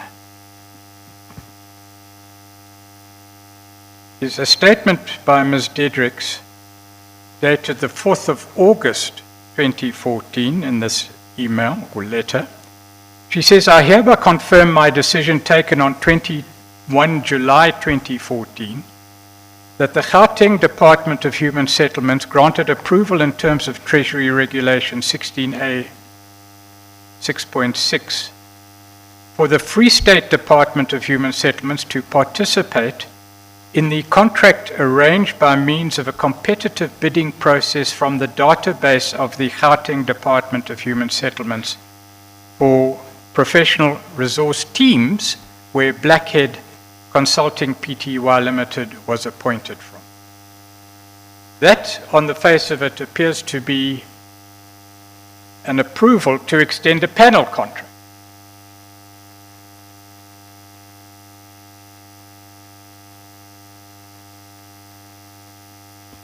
I'm not sure if this is extending the panel contract, Chair. Well, your contract to perform work, in terms of an instruction to perform work, you and the 7 others in the Free State on the Asbestos Project, that wasn't the result of a competitive bidding process. As I understand it, whatever competitive bidding process there was to get on the panel in the first place. That's correct. So what she's referring to here is a panel, not what Mr. Mackenzie was referring to, which was an individual instruction to perform work. He's talking another language.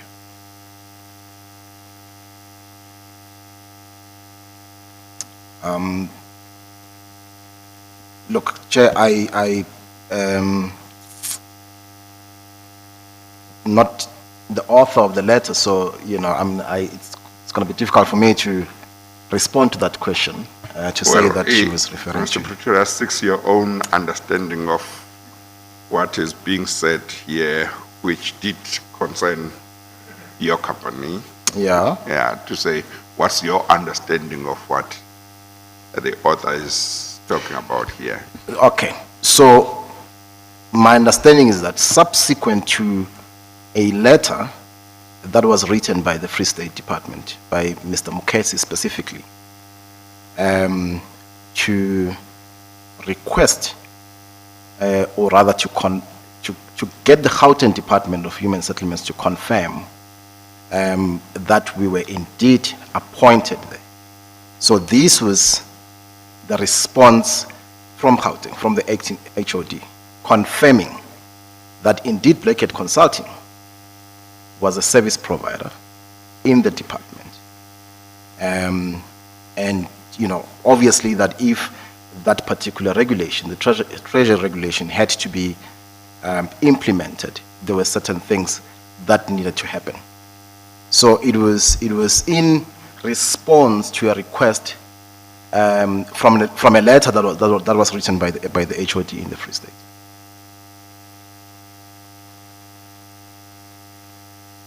What she says, and I think you've confirmed this, but let's just deal with it so we can move on. In paragraph 1 is that she has made a decision, and she made it on 21 July 2014. That's 6 days after the letter of 15 July 2014 to which she refers. And the decision is that the Free State Department of Human Settlements may participate, and I'm changing the quotes for grammatical reasons, in the contract arranged by means of a competitive bidding process from the database of the Khateng Department of Human Settlements or Professional Resource Team. That is the Free State, the Khateng panel contract. Correct, yeah. We know that in the Free State you were appointed in terms of an individual contract. SLA, which appointed you, not a panel. That's correct. And it also refers, in case there should be any confusion, in paragraph 3, this letter, to the fact that the database will lapse at the end of August 2014, and we know we've dealt with that. Yeah, correct.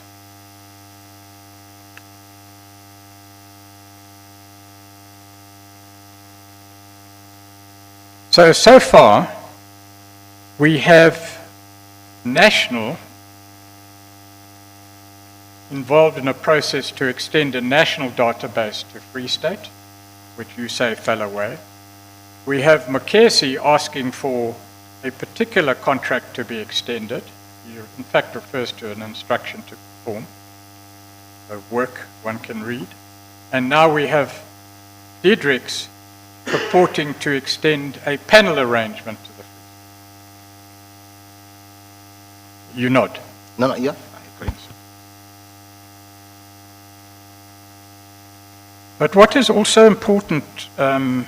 Sodi, is that what Ms. Diedrichs is doing here is taking a decision involving Blackhead Consulting Pty Limited, not a joint venture. Correct? That's correct, yeah. I just want to make sure that we have the same understanding of what that paragraph 1 means. Ms. Diedrichs is confirming a decision she made on 21 July 2014, and the decision is that the Department of Human Settlements in Khateng was granting approval in terms of that regulation.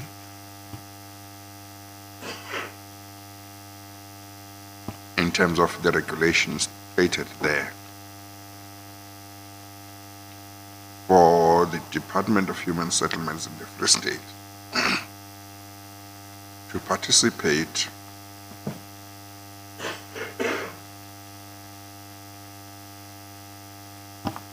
in the contract arranged by means of a competitive bidding process The contract arranged by means of a competitive bidding process. Which contract would that be? This would be, Chair, the panel contract. That's So- the one that was arranged by way of a competitive bid That's correct, yeah. to get onto the panel. Absolutely, yes. And then she says, from the database of the Khateng Department of Human Settlements for professional resource teams, where Blackhead Consulting Pty Limited was appointed from. So the contract, she talks about the Free State Human Settlements Department being granted approval to participate in a contract. That's correct. And that contract is the contract of getting onto the panel in Khateng,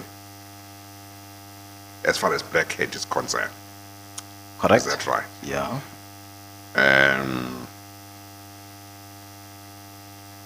Not the contract which Blackhead obtained after being on the panel, namely the assessment and auditing of houses. Yeah, so Yeah. this particular paragraph here, Yes, Chair, this paragraph would refer to that contract of getting onto the panel getting onto the panel. and not of actually doing the work. That's my understanding. Yes, okay. That's my understanding. Is that your understanding as well, Mr. Pretorius? Yes, Chair. Okay, I just wanted to make sure that we are on the same page. But it is, well, I've put the question. I'm not going to summarize it again. It may just cause more confusion.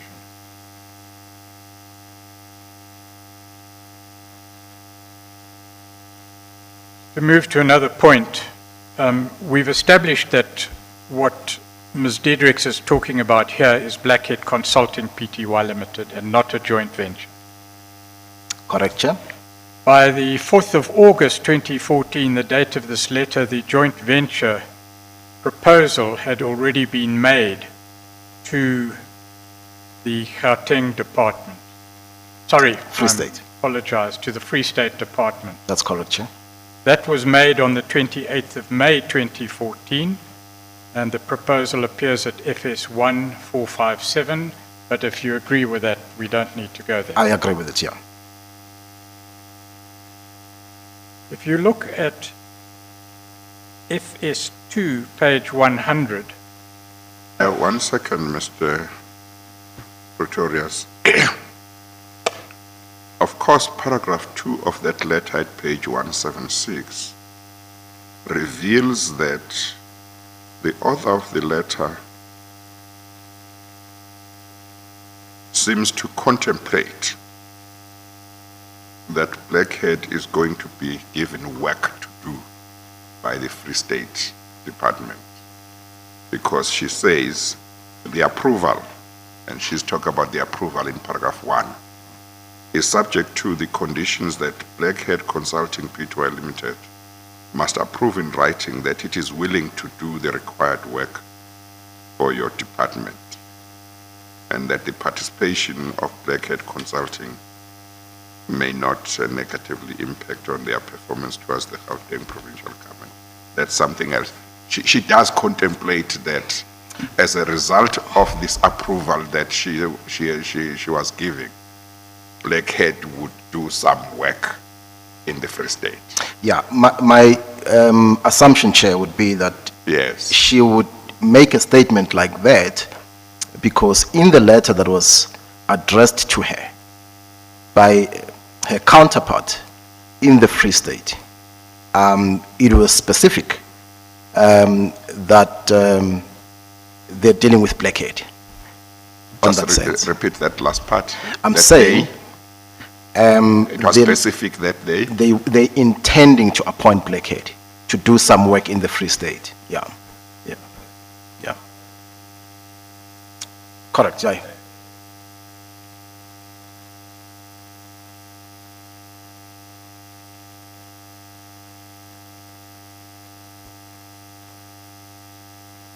Correct, I agree with it, yeah.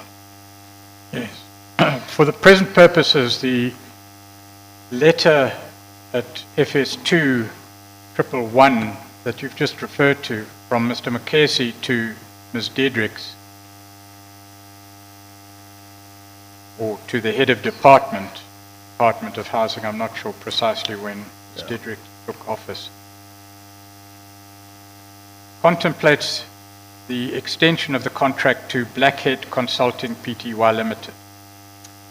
That's correct, and that's precisely the point I was saying that, you know, she would have indicated that second paragraph because she was already aware, based on the letter that she received from the Free State, that it had to do with Blackhead Consulting.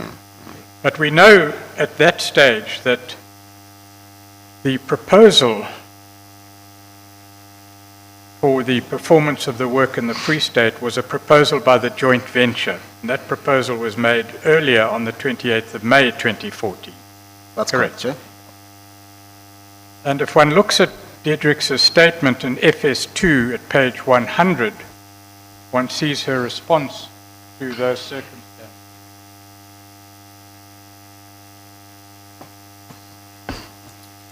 I'm terribly sorry, Mr. Pretorius. I just want to finalize on that letter at page 176. I'm sorry, Mr. Sodi. I'm disorganizing both you and Mr. Pretorius.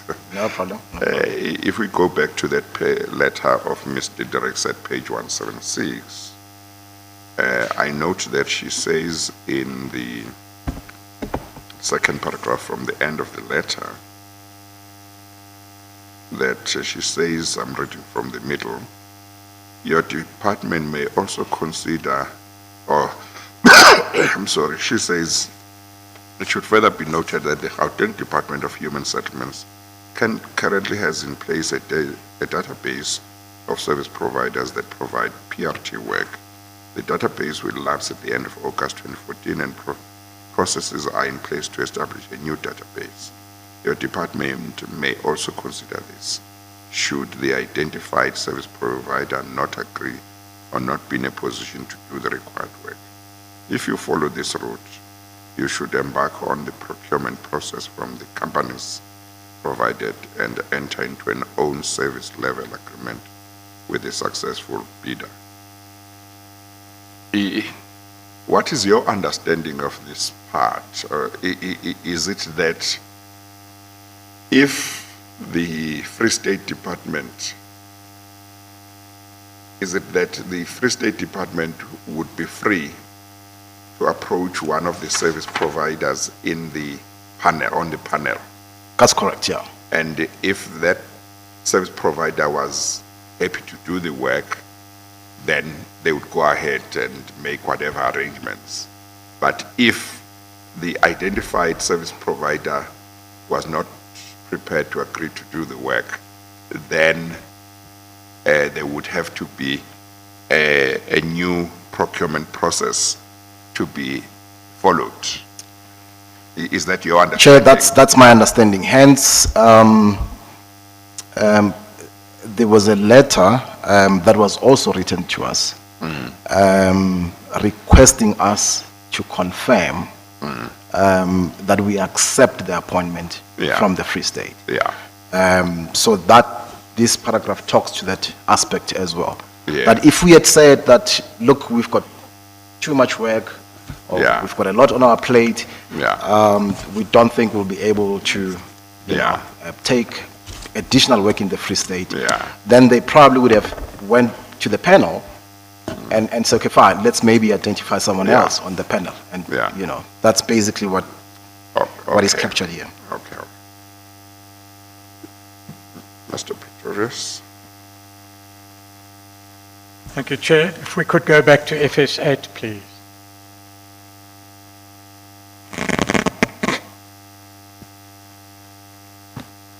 At page 177.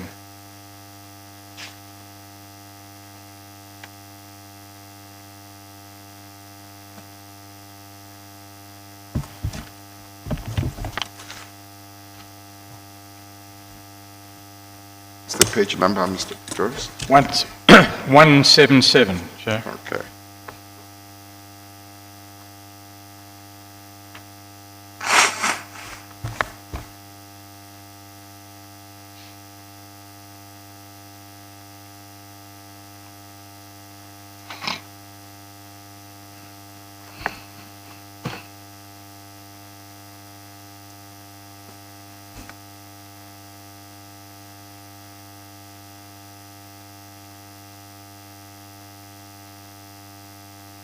Now, we know from previous correspondence that we've just dealt with, Mr. Sodi, that when Mr. McKessie wrote to Ms. Diedrichs on the 15th of July, he was referring to the extension of a contract, whatever contract that might have been, to Blackhead Consulting Pty Limited.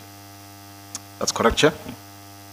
And it appears on FS 8177, a letter addressed by yourself to Ms. Diedrichs, That's correct. and you knew her as the acting head rather than the appointed head at that stage. Is that correct? Yeah, she was the acting HOD, Chair. Says, Dear Ms. Diedrichs, appointment of Blackhead Consulting Pty Limited for the asbestos eradication program in the Free State Province. Now, this letter is dated 7 August 2014. We know that the proposal that the joint venture would do the work in the Free State was dated the 28th of May 2014. That's correct. You say to Ms. Diedrichs, we acknowledge receipt of your fax dated 4 August 2014 in which you respond to the Head of Department Human Settlements in the Free State Province regarding the appointment of Blackhead Consulting Pty Limited for the asbestos eradication program. Correct? Correct. So you are telling her that it's the appointment of Blackhead Consulting Pty Limited, who'd done work for her in the Free State, that was at stake here. That's correct. And you say we would like to confirm the following. One, that Blackhead Consulting Pty Limited is willing and committed to perform the required work for the Department of Human Settlements in the Free State. Correct. That's correct. And you sign it, Mr. Edwin Sodi, in your capacity as Chief Executive Officer of Blackhead Consulting Pty Limited. That's correct. Why didn't you tell her that it was the joint venture that was going to be appointed?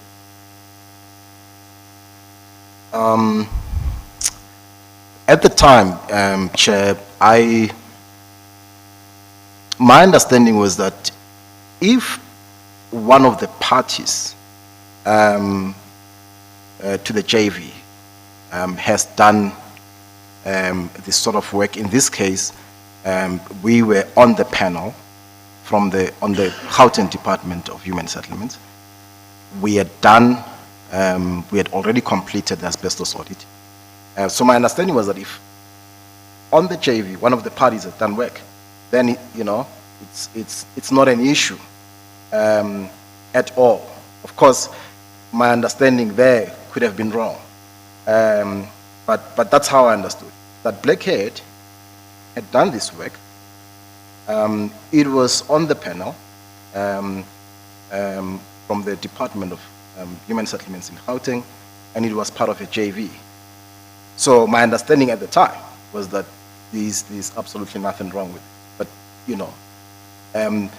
it turned out later that, my understanding could have been incorrect. But at the time, I didn't think that it was a problem at all. No, but Mr. Sodi, both Mr. McKessie and yourself, in seeking to participate in a Khateng contract, tell Ms. Diedrichs that the party in the Free State that will do the work is Blackhead Consulting Pty Limited, when both Mr. McKessie and you knew that it wasn't. It was a joint venture, a different entity.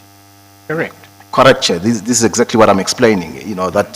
It's my understanding was that if one of the parties to the JV, had done the work, which was the case in this case, my understanding at the time was that it wasn't an issue.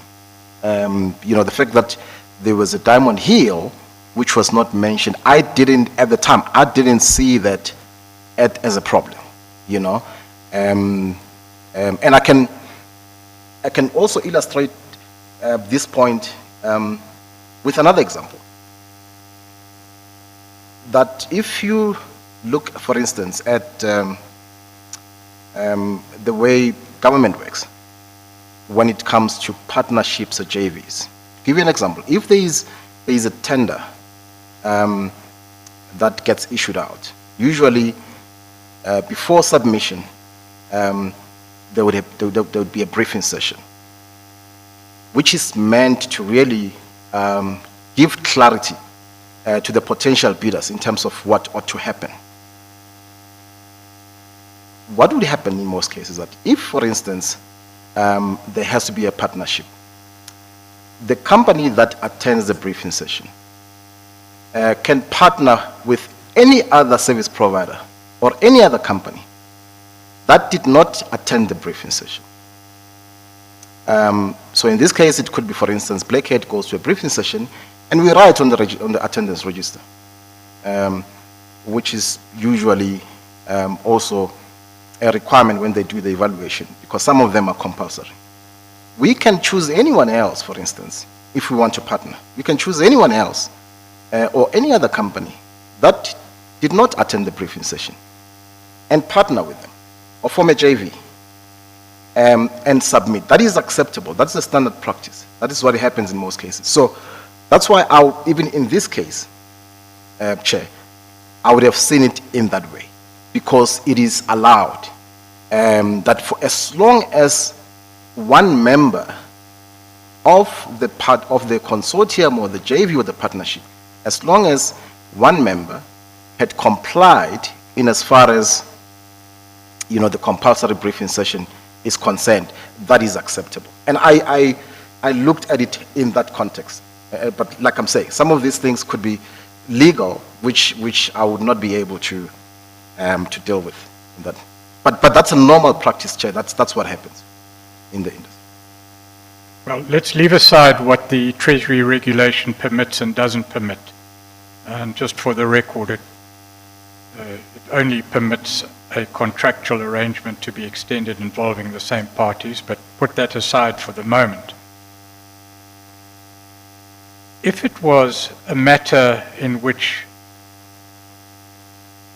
you had the attitude on the 7th of August that it was perfectly permissible and in order for the joint venture to do the work, why not just say it? Again, in other words, Mr. Sodi, I think the point that Mr. Pretorius, or what may be triggering his question, and he wants your comment, is this.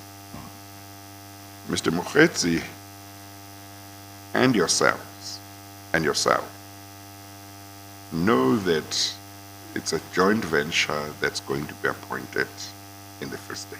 Correct.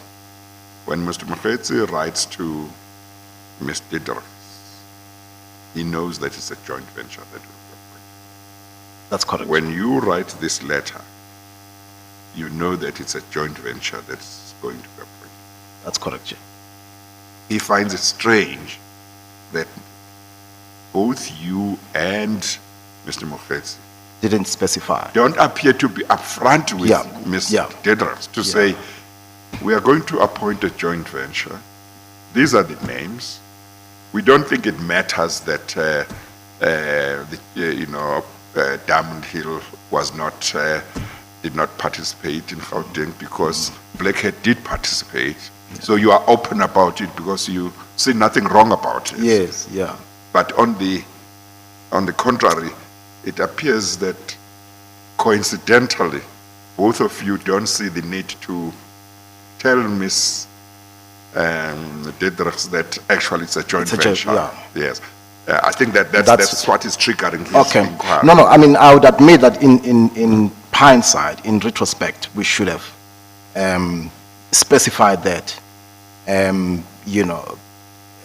We could have done that. But like I'm saying, I had a completely different understanding. But I take the point, and I'm saying that given a second chance, I'll do it differently. Yes. Yeah. Of course, if it was one of you, maybe one could leave it at that. Yes. It's just strange that both of you don't mention it.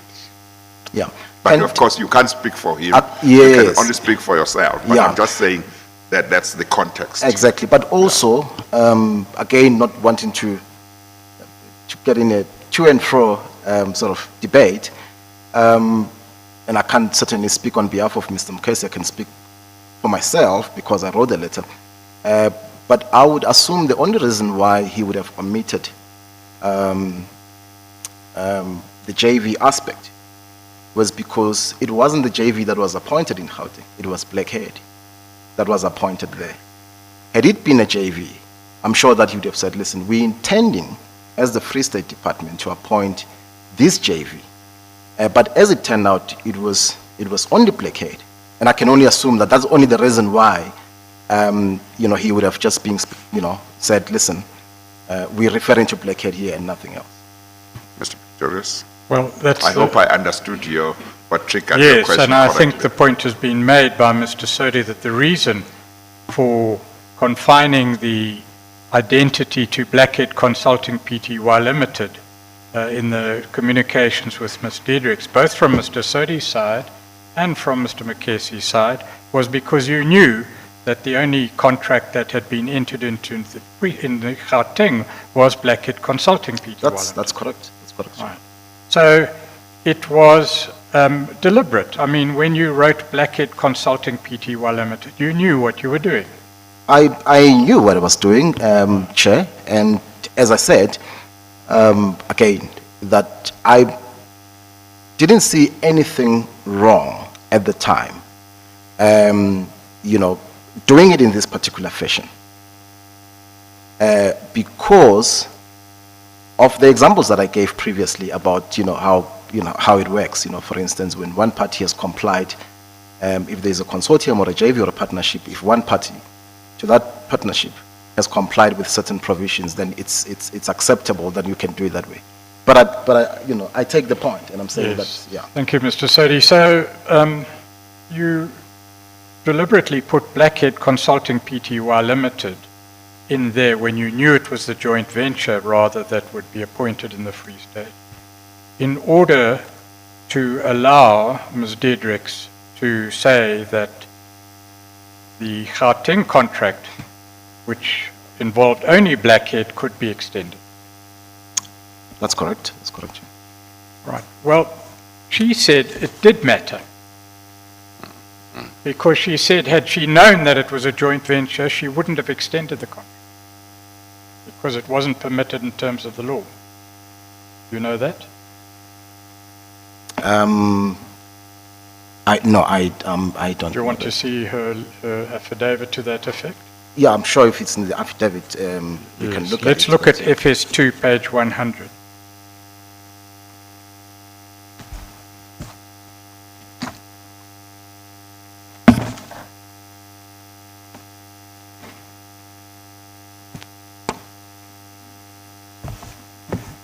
Perhaps we should go back to FS2 99.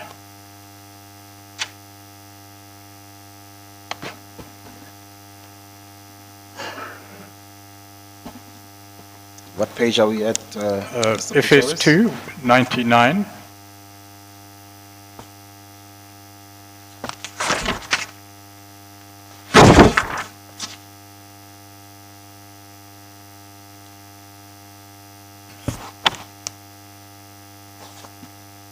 Okay.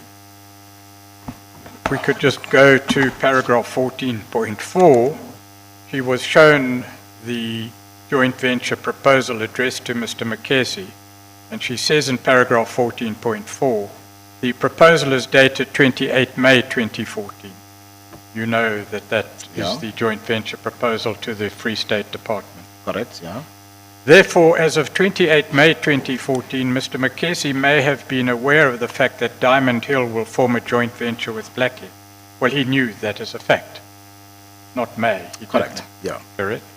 Why Mr. McKessie did not mention this in his letter dated 15 July 2014 to the HOD Department of Human Settlement in Khateng is unknown to me. Then she says, over the page FS2 100, if the involvement of Diamond Hill were divulged to me, I would not, and she underlines not, have issued my letter dated 4 August 2014. Then she refers to another document, or the same document. At all relevant times, Diamond Hill was not on the Khateng database. If the letter from the HOD of the Free State applied for permission to appoint Blackhead Diamond Hill JV, I would not have been able to give permission in terms of Regulation 16A 6.6 because this JV was not a registered vendor in Khateng. Correct? Correct? Everybody knew that. Correct, yeah. And that's why a reference was only made to Blackhead. That's correct.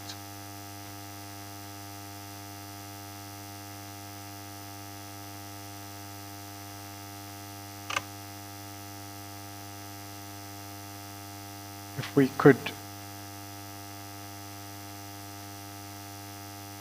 then move on, you would bear with me a moment, please.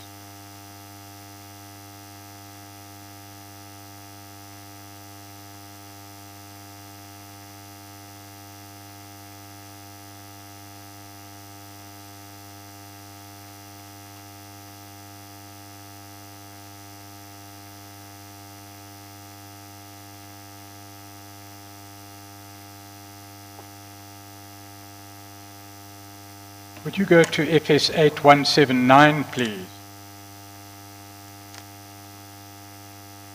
What's the page number again? FS 8179.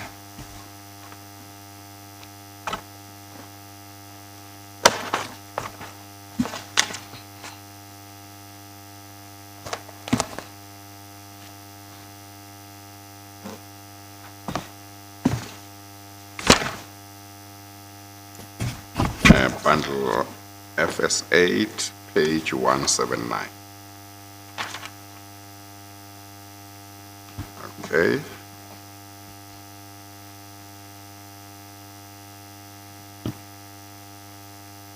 That's a letter from Mr. Makesi dated the 11th of August 14 to yourself as the CEO of Blackhead Consulting Pty Limited.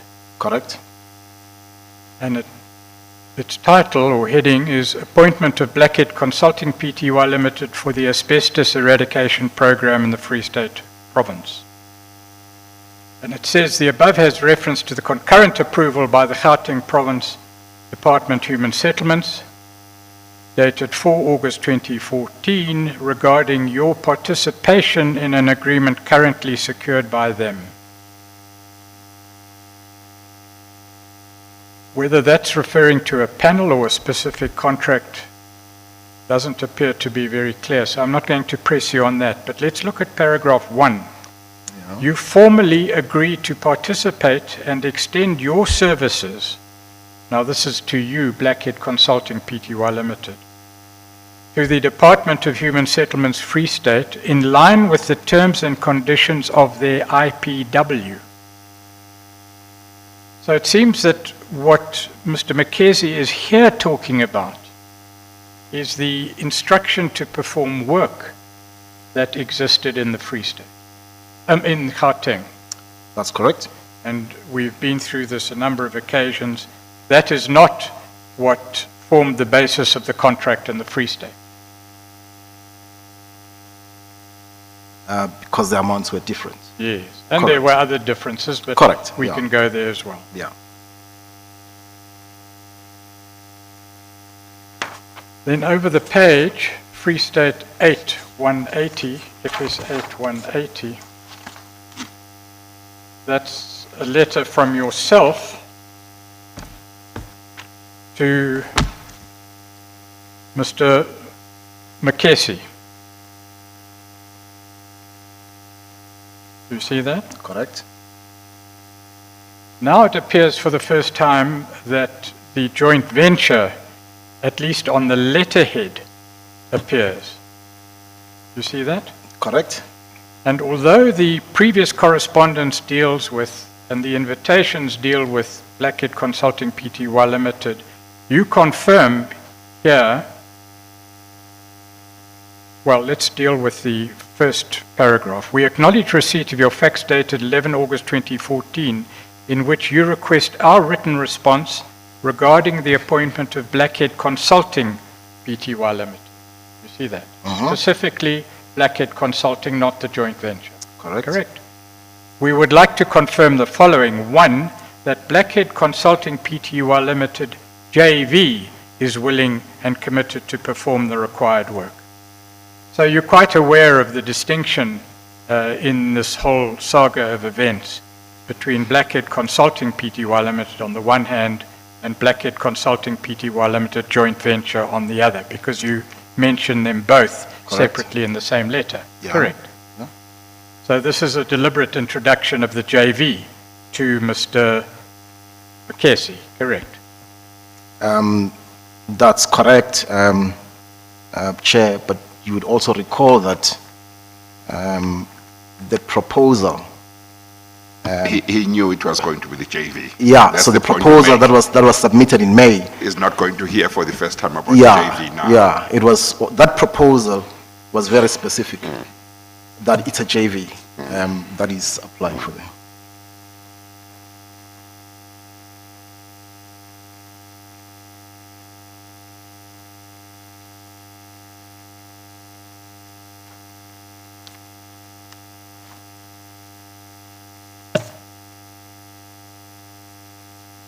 Well, I note that even though you do include JV in paragraph 1 in that letter, you don't mention Diamond Hill. Is there a reason for that? Wasn't There the wouldn't joint have been venture- any specific reason. wasn't the joint venture Blackhead, Diamond Yeah, Hill, it was. JV? It was. I suppose that should have been specific there, that it's a Blackhead Consulting Diamond Hill JV. So we move from a point where Mr. Mukhetsi, in correspondence with Ms. Diderix, doesn't mention the JV at all, and you don't mention the JV in the other letter that we looked at a few minutes ago. But here, there is a difference. You mention Blackhead Consulting Pty, and then you say JV, Yeah, but you don't put in Put the full name. Diamond Hill Yeah. at this stage. Maybe Yeah. later you do, but at this stage you don't. we don't, but Chair, It's if like you a look, gradual.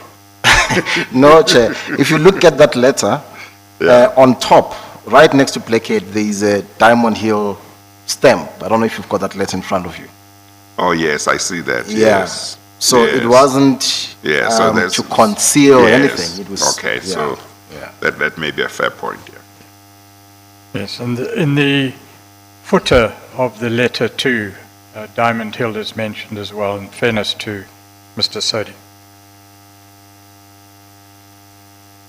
Yes, in the that's a green fair point, yeah. bar. What is instructive about this particular letter, Mr. Sodi, that it was your understanding that what was going to happen in the Free State was your appointment as a JV and not the appointment of any panel? That's correct.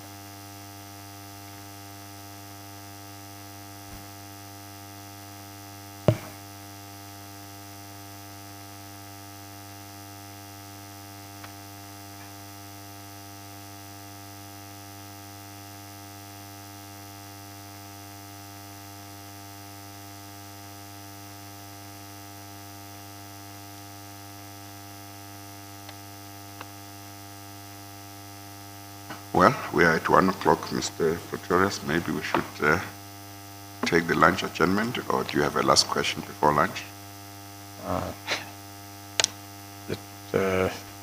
Don't think it makes much difference, Chair. We've got a lot more questions. I to leave ask. room just in case you had No, one Chair, more question. I'll move on. Yes.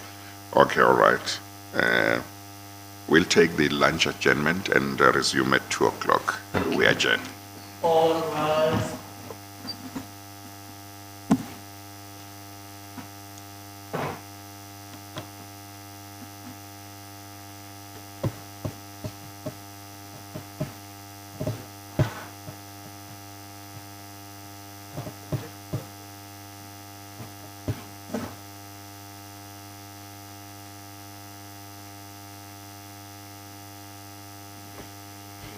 I think you must transfer your energy to.